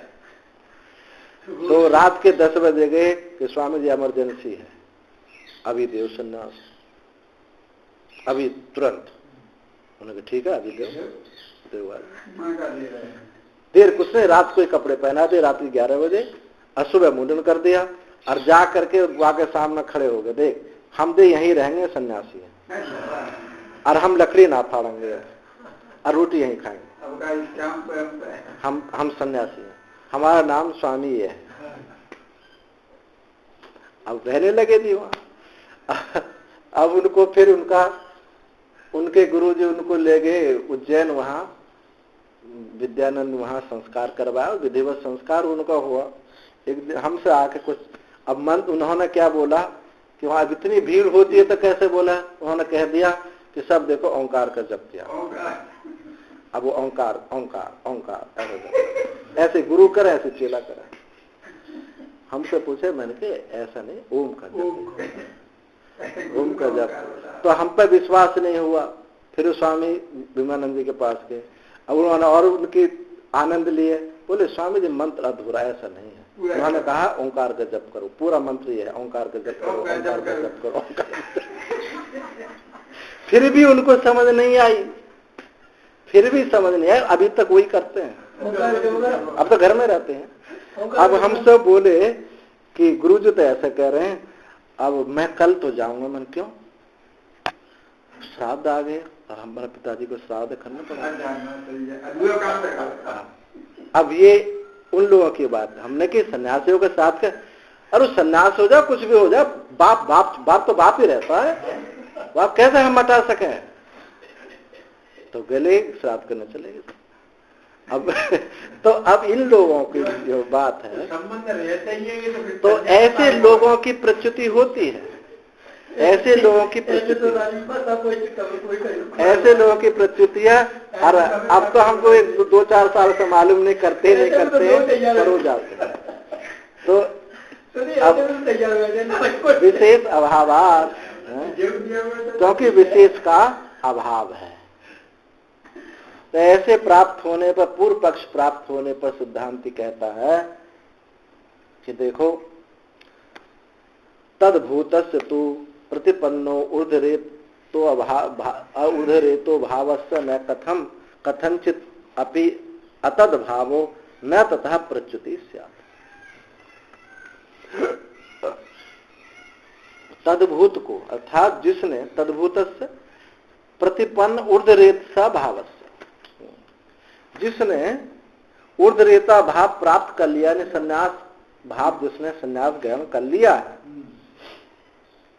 ऊर्ध्वरेत प्रतिपन्नो ऊर्ध्वरेतो भावस्य न कथंचित अपि अतद भावो न तत्प्रच्युति स्यात्।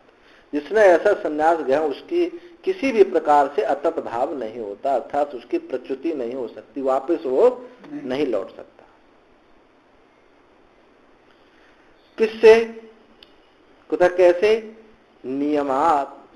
नियमात अतद रूप अभावे। 3 बात बताएं इसमें। तथा ही अत्यंत आत्मानम आचार्य कुल अवसादन, अत्यंत अपने को आचार्य कुल में अवसाधन करने वाला, जिसने निश्चय कर लिया कि मुझे अब लौट के आचार्य कुल में गुरु के पास ही रहना है। इति अरण्यमियात पदे ततो न पुनरियात इति उपनिषद। जिसने आचार्य कुल में यावत जीव अपने को नियमों से अत्यंत क्षीण कर लिए, तो नैष्टिक के लिए कह रहे हैं, ये जो श्रुति किसकी है? नैष्टिक के लिए। तो नैष्टिक ब्रह्मचारी भी वापस नहीं आता है। और अरण्यमियात, यानी अरण्य अर्थात पारिव्राज्य, जिसने संन्यास ले लिया है, यह पद शास्त्र मार्ग है, यह पद शास्त्र मार्ग है। न पुनरियात इति उपनिषद, फिर उस संन्यास से पीछे नहीं लौटता है, यह उपनिषद है, ऐसा ज्ञान है, रहस्य कहता, उपनिषद ऐसा बताता है। और आचार्येण अभ्यनुज्ञातः चतुराणाम एकाश्रमम आविमोक्षा शरीरस्य यो निर्तिष्ठे यथा विधि। और कहा कि आचार्य से अनुज्ञा प्राप्त पाकर शरीर के मोक्ष पर्यंत उन 4 आश्रमों से एक आश्रम, यानी संन्यास आश्रम को जिसने यथाविध, जिसने पालन की ग्रहण कर लिया है, इत्येवं जातिया सोत्तिष्ठ यथाविधि, पालन करे, उस संन्यास आश्रम के विधि का पालन करे। आचार्येण अभ्यनुज्ञातः चतुर्णाम एक आश्रम, आचार्य के द्वारा, यानी आचार्य के द्वारा संन्यास ग्रहण करके उनमें से, उन 4 में से एक आश्रम, यानी संन्यास आश्रम को ग्रहण करके अभिमोक्षा शरीर से, जब तक शरीर न छूटे, यानी शरीर के मोक्ष पर्यंत उसका यथाविधि पालन करे। एवं जाति को नियम प्रच्युति अभाव दर्शति। ये जो नियम बताया है, ये प्रच्युति के, वापस लौटने के, जो तुम कहते को वापस लौट सकता है, तो उसके अभाव को दिखा रहे हैं। और यथाचा, और भी यथाचा ब्रह्मचर्यम समाप्य गृही भवेत्, ब्रह्मचर्य को समाप्त करके गृहस्थ हो जाए। और ये भी श्रुति है कि वो वापिस अब ब्रह्मचर्य में नहीं जाएगा। ब्रह्मचर्यादे प्रव्रजेत, ब्रह्मचर्य से ही संन्यास ले ले। इत्यादीनि आरोहण रूपानी वचान से उपलब्धते, नैव प्रत्यावरोह रूपानी। ये आरोहण वाक्य हैं, अवरोहण वाक्य कहीं देखने को न चाहिए। आचार शिष्टा विद्यन्ते, और ये आचार शिष्टों का आचार भी नहीं है। यत्तु पूर्व कर्मसु अनुष्ठान चिकीर्षया प्रत्यारोहणमिति, किंतु जो तुमने कहा था कि पूर्व कर्मों के अनुष्ठान की इच्छा हो, कुछ कर्म रह गए हैं, श्राद्ध आदि करने रह गए, लड़की का विवाह आदि करने हैं, उससे प्रत्यारोहण होता है। यदि ऐसा कहते वो ऐसा कहना ठीक नहीं, तद असत, वो ठीक नहीं है। क्यों? श्रेयांसु धर्मो विग्रह परधर्मात् सुनिष्ठिता इति स्मृति, ऐसा गीता में कहा। और न्यायात युक्ति भी है कि अपने धर्म में ही मरना श्रेयस्कर है। अब ये जो है जब संन्यास आश्रम में पहुंच गए तो गृहस्थ वानप्रस्थ जो है ये पर धर्म हो गया, ये स्वधर्म नहीं है। तो पर धर्म पर धर्मात् सुनिष्ठिता, श्रेयांसु धर्मो विग्रह पर धर्मात्, पर धर्म का जो अनुष्ठान नहीं है। और क्योंकि अपने धर्म में मरना ही श्रेष्ठ है, दूसरे का धर्म करने वाले में वो भय ही है। अब कितने बोलेंगे? वो बोलते हैं ना जुरौली में, फूफा बुआ को ना लाए संग। तो अब वो उपहास ही तो है, भले ही अपने को ना समझ रहे, उपहास ही तो है। यो ही यम प्रति विधीयते, जो जिसके लिए विधान किया जाता है वह उसका धर्म है। जो जिसके लिए विधान किया जाता है वो उसका धर्म है। जो सन्यास का विधान जब हो गया तो आपका सन्यास ही उसका धर्म है। न तो यो येन स्वनिष्ठातुम शक्यते, किंतु जो जिसके द्वारा जो अनुष्ठान किया जाता है वो उसका धर्म नहीं होता। जिसका जिसके प्रति विधान किया गया वही उसका धर्म है। और जिसने भली भांति जिसका अनुष्ठान किया जा सके कि ये इसका भली भांति हम कर सके अनुष्ठान, तो उसका धर्म नहीं है। मतलब जिसका भली भांति हम अच्छे से अनुष्ठान कर सके, ये हमारा धर्म, वो धर्म नहीं है। जो शास्त्र ने तुम्हारे ऊपर विधान किया वो धर्म है। अब हम ठीक है, हमको तो हल चलाना बहुत अच्छा लगता है, वो हमारे लिए सुगम है। 2 घंटा हल दे दें, रोटी की व्यवस्था हो जाएगी। तो आप ले लिए संन्यास, तो विधान ये सुगमता तुम्हारे यहाँ है, ये है, तो भी ये तुम्हारा धर्म नहीं हो सकता। न तो राग आदि बसात प्रच्युति, और राग आदि बस से भी प्रच्युति वापस लौटते हो, ये भी ठीक नहीं है। नियम शास्त्र से बलियस्ता, क्योंकि जो नियम शास्त्र है वो बलवान होता है। स्वभाव से शास्त्र विधान किया हुआ बलवान होता है। अगर हमारा राग से इधर आते हैं तो हमको उसका संयम करना चाहिए।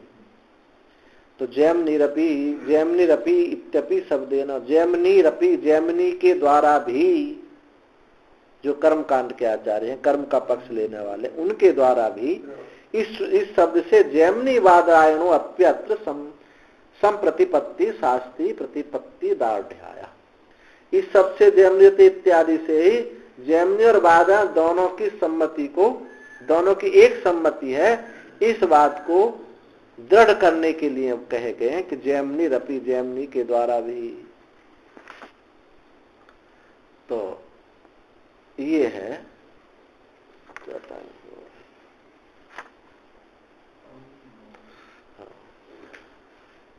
तो फिर आश्रम से प्रच्युति नहीं होती है। आश्रम से प्रच्युति जो है बड़ा भारी दोष है। ठीक है, लोग समझते नहीं है, ठीक है, हमारी उपासना करने का मन है, तो आश्रम बदलने की क्या जरूरत है? संन्यास आश्रम से हम भाई वैष्णव उपासना करना चाहते हैं तो उपासना करो, पर ये आश्रम पीछे लौटने की क्या आवश्यकता है?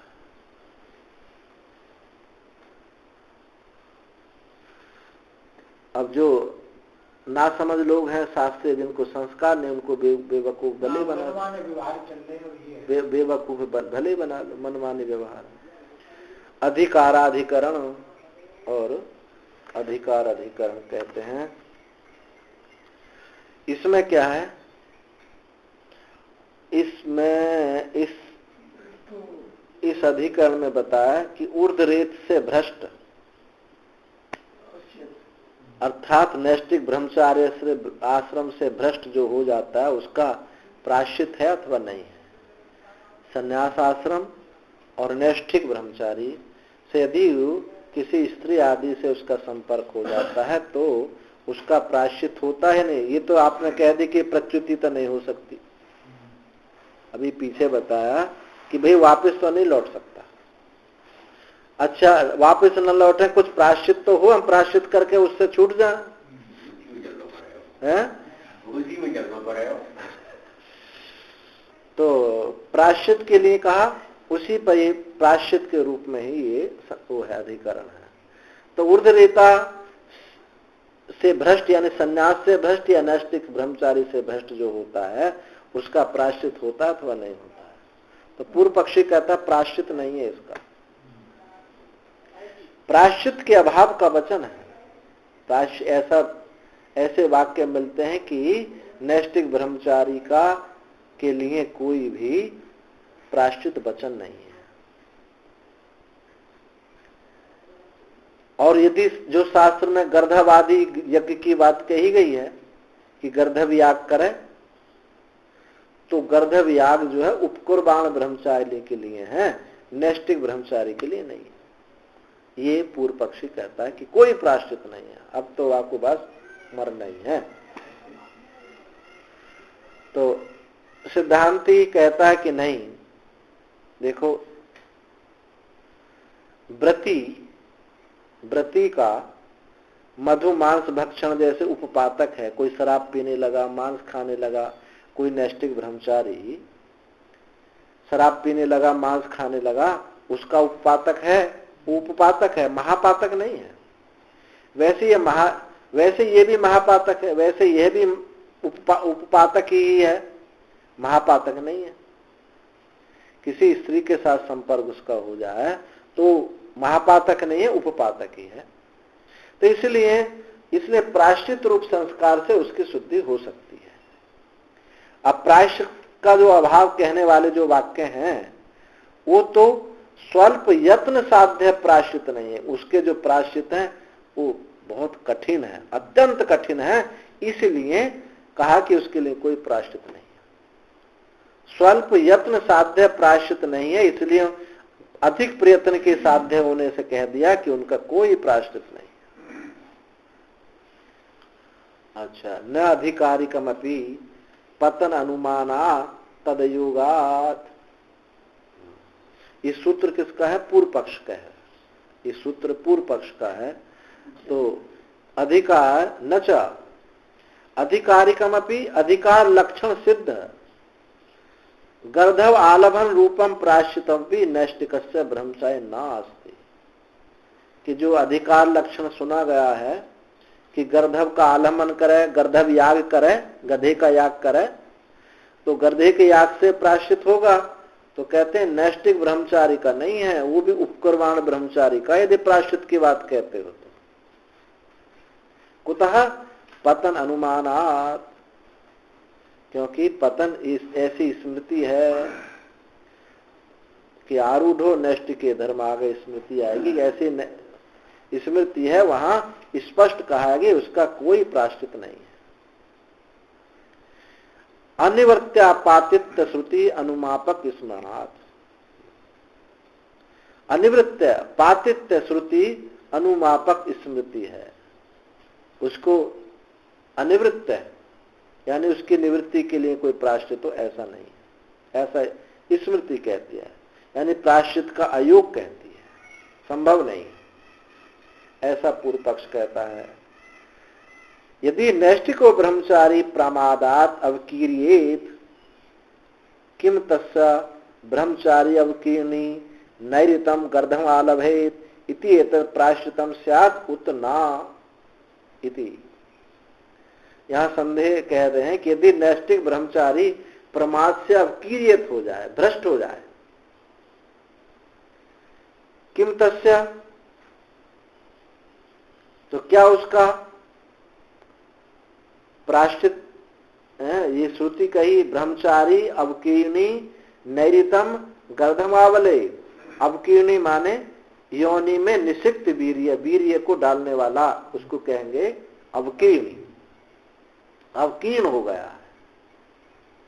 तो अवकीर्ण ब्रह्मचारी के लिए नैरितम गर्धव का आलम्बन करे, गर्धव याग करे, ऐसा प्रायश्चित सुना गया है। तो ये है अथवा नहीं है, ये हुआ, ये संदेह हुआ। उसका क्योंकि प्रायश्चित वचन मिला है तो उस प्रायश्चित होगा अथवा उसका नहीं होगा। इस पर पूर्व पक्षी कहता न इति उच्यते, कोई प्रायश्चित नहीं है। यद्यपि अधिकार लक्षण निर्णीतम प्रायश्चितम, यद्यपि अधिकार लक्षण में प्रायश्चित का निर्णय हुआ है। अवकीर्णी पशुष तदवद आधानस्य प्राप्त कालत्वात्।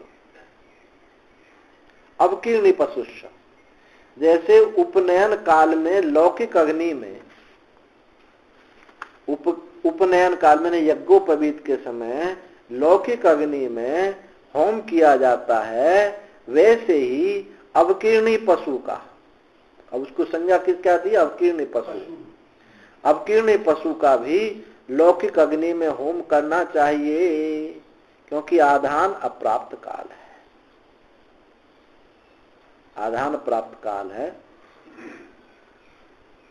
क्योंकि आधान जो अप्राप्त काल है, इसके जैसे उपनयन का तो काल है, इसका तो एक्सीडेंट कब हो जाए भाई? ये तो एक्सीडेंट हुआ ना, किस समय संपर्क उसका हो गया, तो अरे तो आधान अप्राप्त काल, ये जो आधान जो है उसका कोई समय नहीं है, तो उसका भी प्रायश्चित है। तदपि न नैष्ठिकस्य भवितुमर्हति, ये सब न नैष्ठिक, ये जो है उपकुर्वाण ब्रह्मचारी के लिए हैं। तदपि नैष्ठिकस्य भवितुमर्हति, तो ये तो इतने ये प्रायश्चित वाक्य मिलने पर भी ये नैष्ठिक ब्रह्मचारी का नहीं। किसका हो सकता? उपकुर्वाण ब्रह्मचारी का, जो विद्या के लिए गुरुकुल में वास करता है। किम कारण, उसमें कारण क्या है, क्यों प्रायश्चित नहीं है? तो कहते हैं आरूढ़ो नैष्टिकम धर्मम यस्तु प्रच्युते पुनः प्रायश्चित्तम न पश्यामि येन शुद्धे स आत्मा। आरूढ़ नैष्टिक धर्म पर जो आरूढ़ हो गया है, यस्तु प्रच्युते पुनः, यदि प्रच्युति उसकी होती है, यदि उसकी प्रच्युति भ्रष्ट हो जाए, होता है, तो सो आत्मघाती, उस आत्मघाती की प्रायश्चित न पश्यामि, उसका कोई प्रायश्चित नहीं देखते हैं। ये न शुद्धे साथ, जिससे कि वो आत्मघाती शुद्ध हो सके। ये निषेध किया गया, नैष्टिक ब्रह्मचारी के प्रायश्चित का निषेध किया गया। इति अप्रतिपत्ति समाधे पतन स्मरणात् छिन्न शरीरस्य इव प्रतिक्रियानुपत्ति। जैसे अप्रतिसाधे पतन स्मरात् शिरस्य शिरसा, जैसे कहा जाए, जैसे इस प्रकार स्मृति में कहा कि अप्रतिकार्य पतन कहा गया, इसका कोई प्रतिकार्य नहीं हो सकता। जैसे कटे हुए सिर का पुनः प्रतिसंधान नहीं किया जा सकता, वैसे ही इस पातक का कोई प्रतिकार नहीं किया जा सकता। जैसे कटे हुए सिर को नहीं जोड़ा जा सकता, ऐसे ही ऐसे पातक का कोई प्रतिकार प्रायश्चित नहीं हो सकता। उपकर्माणस्य तो तादृक पतन स्मरण अभावात उपपद्यते, किंतु जो उपकर्माण ब्रह्मचारी है, तादृक उस प्रकार के पतन स्मरण का अभाव सुना जाता। इस कौन से है कि गर्धव याग करे, इस गर्धव याग करने से उसका प्रायश्चित हो जाता है। तो ये पूर्व पक्षी रहा। सिद्धांती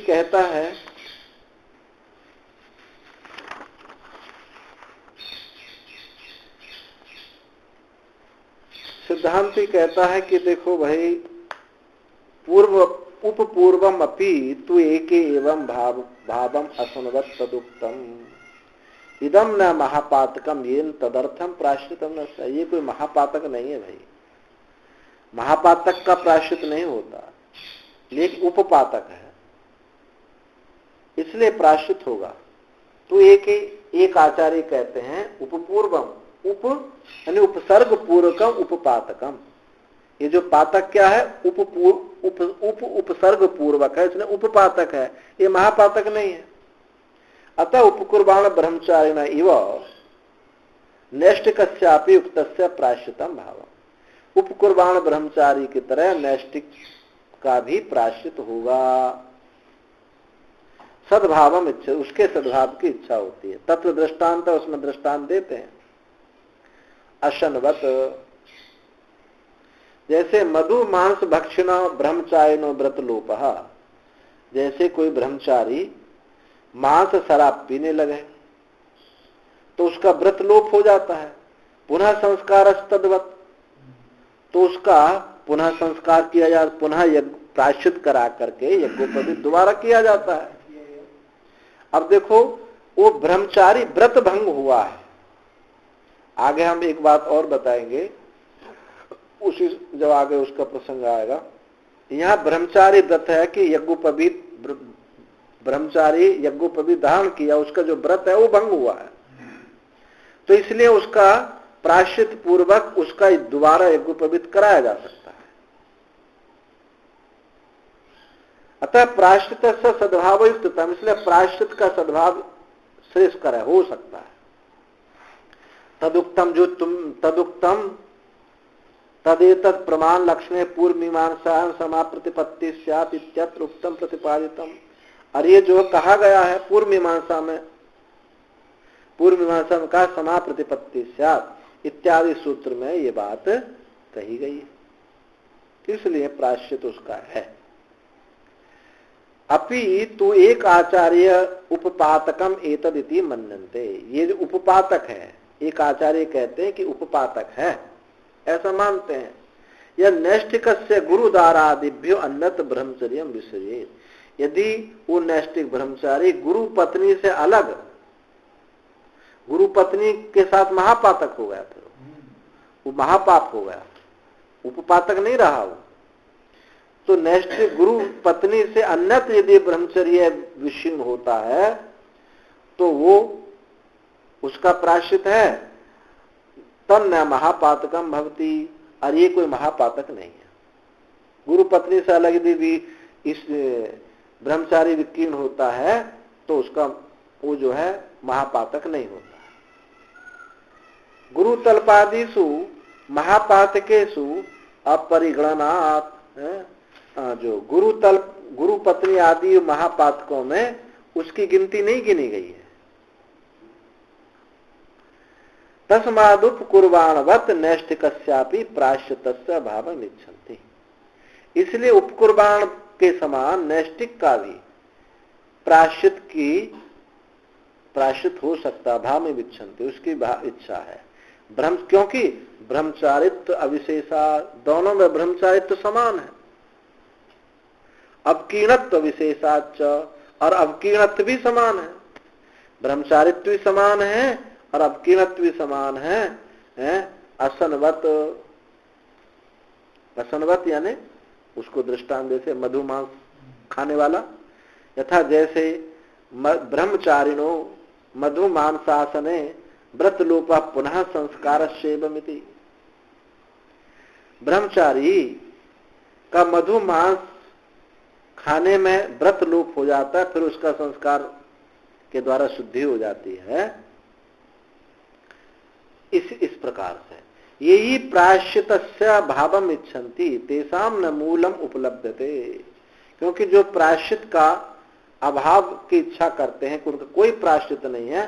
तेषाम न मूलम उपलब्धते, उसके लिए कोई श्रुति नहीं है प्रायश्चित के लिए, ऐसा जो कहते हैं ये तो भावम इच्छन्ति।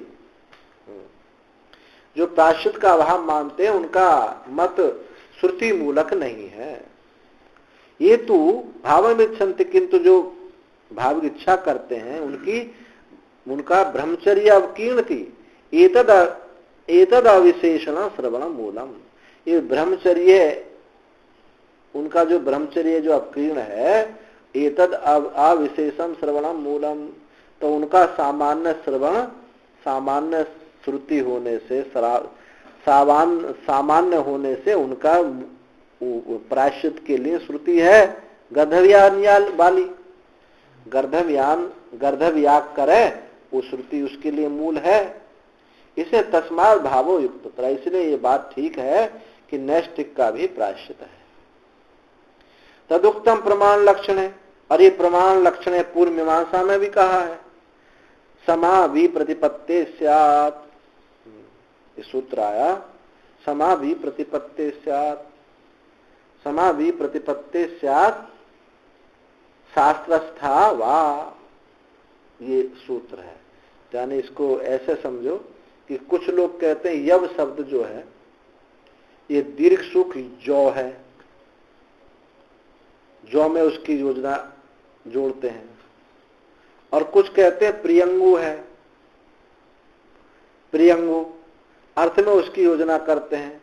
यहां पर लोक व्यवहार से शब्दार्थ निर्णय करें, या लोक व्यवहार से दोनों शब्दों का निर्णय करें कि यहाँ कौन सा बोला जाता है, यहाँ क्या बोला जाता है। कहीं जौ को प्रियंगु बोलते हैं, कहीं जौ बोलते हैं, कहीं प्रियंगु बोलते हैं। तो लोक व्यवहार से निर्णय कर लो कि भाई ये क्या चीज कौन है बोले। तो वहां प्रियंगु बोल, जहां प्रियंगु बोलते हैं प्रियंगु से हवन किया जाए।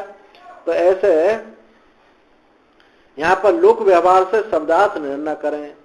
तो आर्य और मलेच्छों की प्रसिद्धि समान बल वाली होने से, या असुर लोग भी और असुर भी, और ये जो आर्य पुरुष है इनकी समान बल वाली होने से तुल्य भी प्रतिपत्ति अविशिष्ट शक्ति का अवगम हो जाता है, यानी समान शक्ति का अवगम होता है। तो दोनों अर्थ विकल्प से स्वीकार्य हो तो ऐसा प्राप्त होने पर शास्त्रीय अर्थ को ही स्वीकार करना चाहिए। जहां दो पक्ष बराबर हो तो उनमें जो शास्त्र का विधान है उसी को ही मानना चाहिए। तो ऐसे जहां शास्त्र विधान है, अभी शास्त्र विधान क्या है कि उसका प्रायश्चित है। अवकीर्ण समान है, दोनों का अवकीर्ण समान है, और ब्रह्मचारित्व ही समान है, यह महापातक है नहीं, इसलिए उसका प्रायश्चित किया जा सकता है।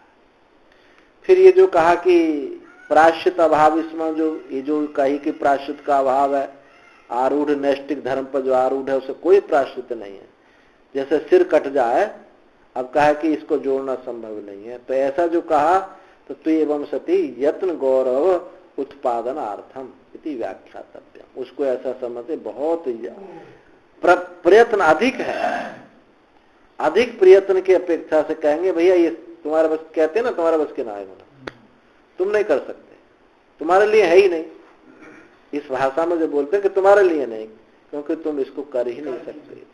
तो यत्न गौरव उत्पादन करने के लिए ये ऐसी व्याख्या करनी चाहिए कि बहुत अधिक परिश्रम है।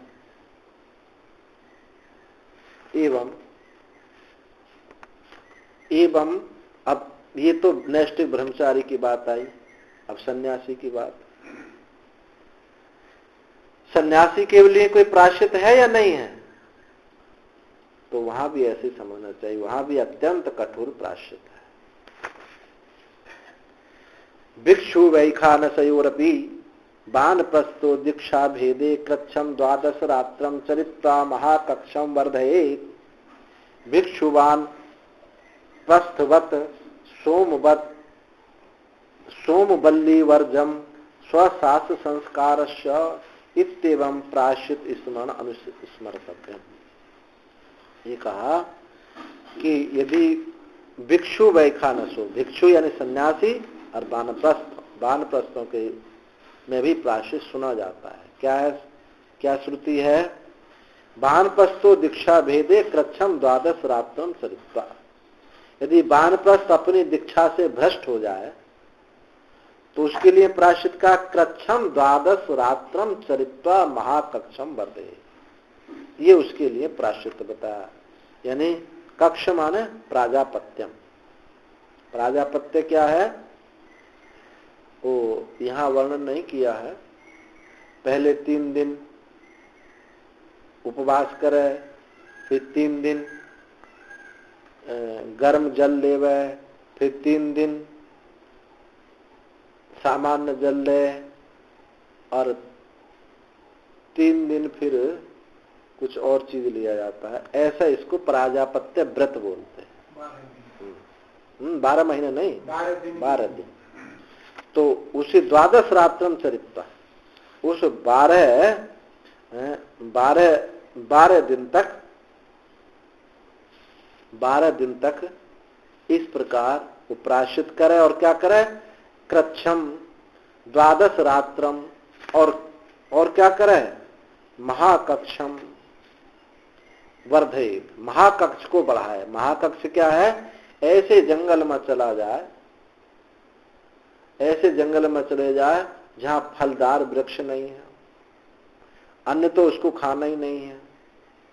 ऐसा 12 दिन आचरण करके फिर पानी ढो ढो करके बिना फल वाले वृक्षों को सिंचाई करे और वाकदंड, मनोदंड, प्राणदंड इनको धारण करे, तो उस वानप्रस्थ का प्रायश्चित है। भिक्षु का प्रायश्चित क्या होगा? भिक्षु वानप्रस्थवत, भिक्षु भी ऐसा ही करे, परंतु थोड़ा सा अंतर वहां है। सोमबल्ली वर्जम स्वशास्त्र संस्कार।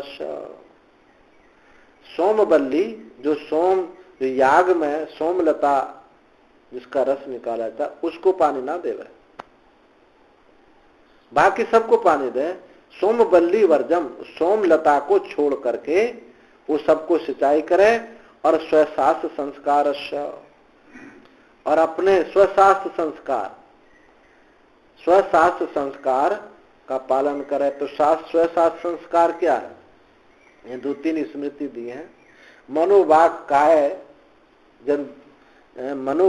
कायज कायजान, इनसे जो उत्पन्न होने वाले हैं मन वाणी शरीर, इन दोषान ज्ञान उत्थान प्रमादार, इनसे उत्पन्न होने वाले दोषों में प्रमाद ना करें। यानी जो जहां से गिरा था वहीं से उसको उठना है, वाणी के द्वारा, शरीर के द्वारा, प्राण के द्वारा गिरा है तो वहीं से उसको उठना है। तो वो उसके लिए ये सब स्मृति बताई है। देखो क्या है? सर्व पाप सक्तोपि ध्याय निमिषम अच्युतम भूय तपस्वी भवति पंक्ति पावन एव च,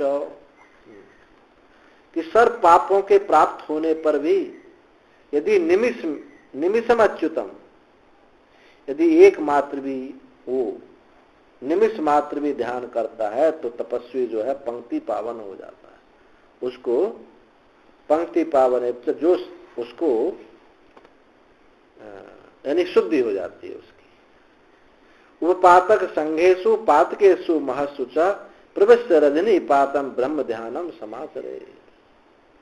उपपातक के संग होने पर और महापातक के संग होने पर प्रविष्ट रजनी पादम, रात्रि का जो चौथा पहर है 3 बजे से वो क्या करे? ध्यान करे। ब्रह्म ध्यानम समाधि, ये 3 बजे के बाद जो ध्यान है इसको इससे उत्तम कुछ नहीं माना गया। यानी 1 मिनट का ध्यान भी यहाँ अनेक जन्मों के पापों को नष्ट करता है। इसलिए कहा जाता है ना, प्रथम पहर में सब कोई जागे, दूजे पहर में भोगी और तीजे पहर में योगी जागे, तीजे पहर में रोगी जागे और चौथे पहर में योगी। तो ब्रह्म मुहूर्त का जो ध्यान है इसको बहुत श्रेष्ठ माना गया है। इत्यादि स्वशास्त्र विहित, अपने शास्त्र में विहित ध्यान, जो हमको जैसा ध्यान, जहां से हम गिरे हैं वहीं से हमको उठना है। ध्यान प्राणायाम आदि संस्कारों की भिक्षुणा कार्यम, ऐसे इस भिक्षु के द्वारा करने चाहिए। नित्यमेव तो कुर्वीता प्राणायाम अस्तु 16 मात्रा से नित्य जो प्राणायाम करता है। अपि भ्रूणहनम मासात पुनंती रह कृता, यदि उसने भ्रूण हत्या भी की है तो उस भ्रूणहन मासात पुनंती रह, दिन में वो उससे पवित्र हो जाता है। तो यहाँ एक जगह हम ये चर्चा आई थी इस विषय में, प्रायश्चित सन्यासी के प्रायश्चित में, तो वहां हमारी चर्चा उनसे हो रही, उन्होंने कहा कि जैसे ब्रह्मचारी का यज्ञ भी संस्कार होता है, प्रायश्चित माने जब भ्रष्ट हो गया तो प्रायश्चित पूर्वक उसका संस्कार होता है, ऐसे ही प्रायश्चित पूर्वक सन्यासी दोबारा संस्कार करा ले, दोबारा संस्कार उसका सन्यास हो जाए।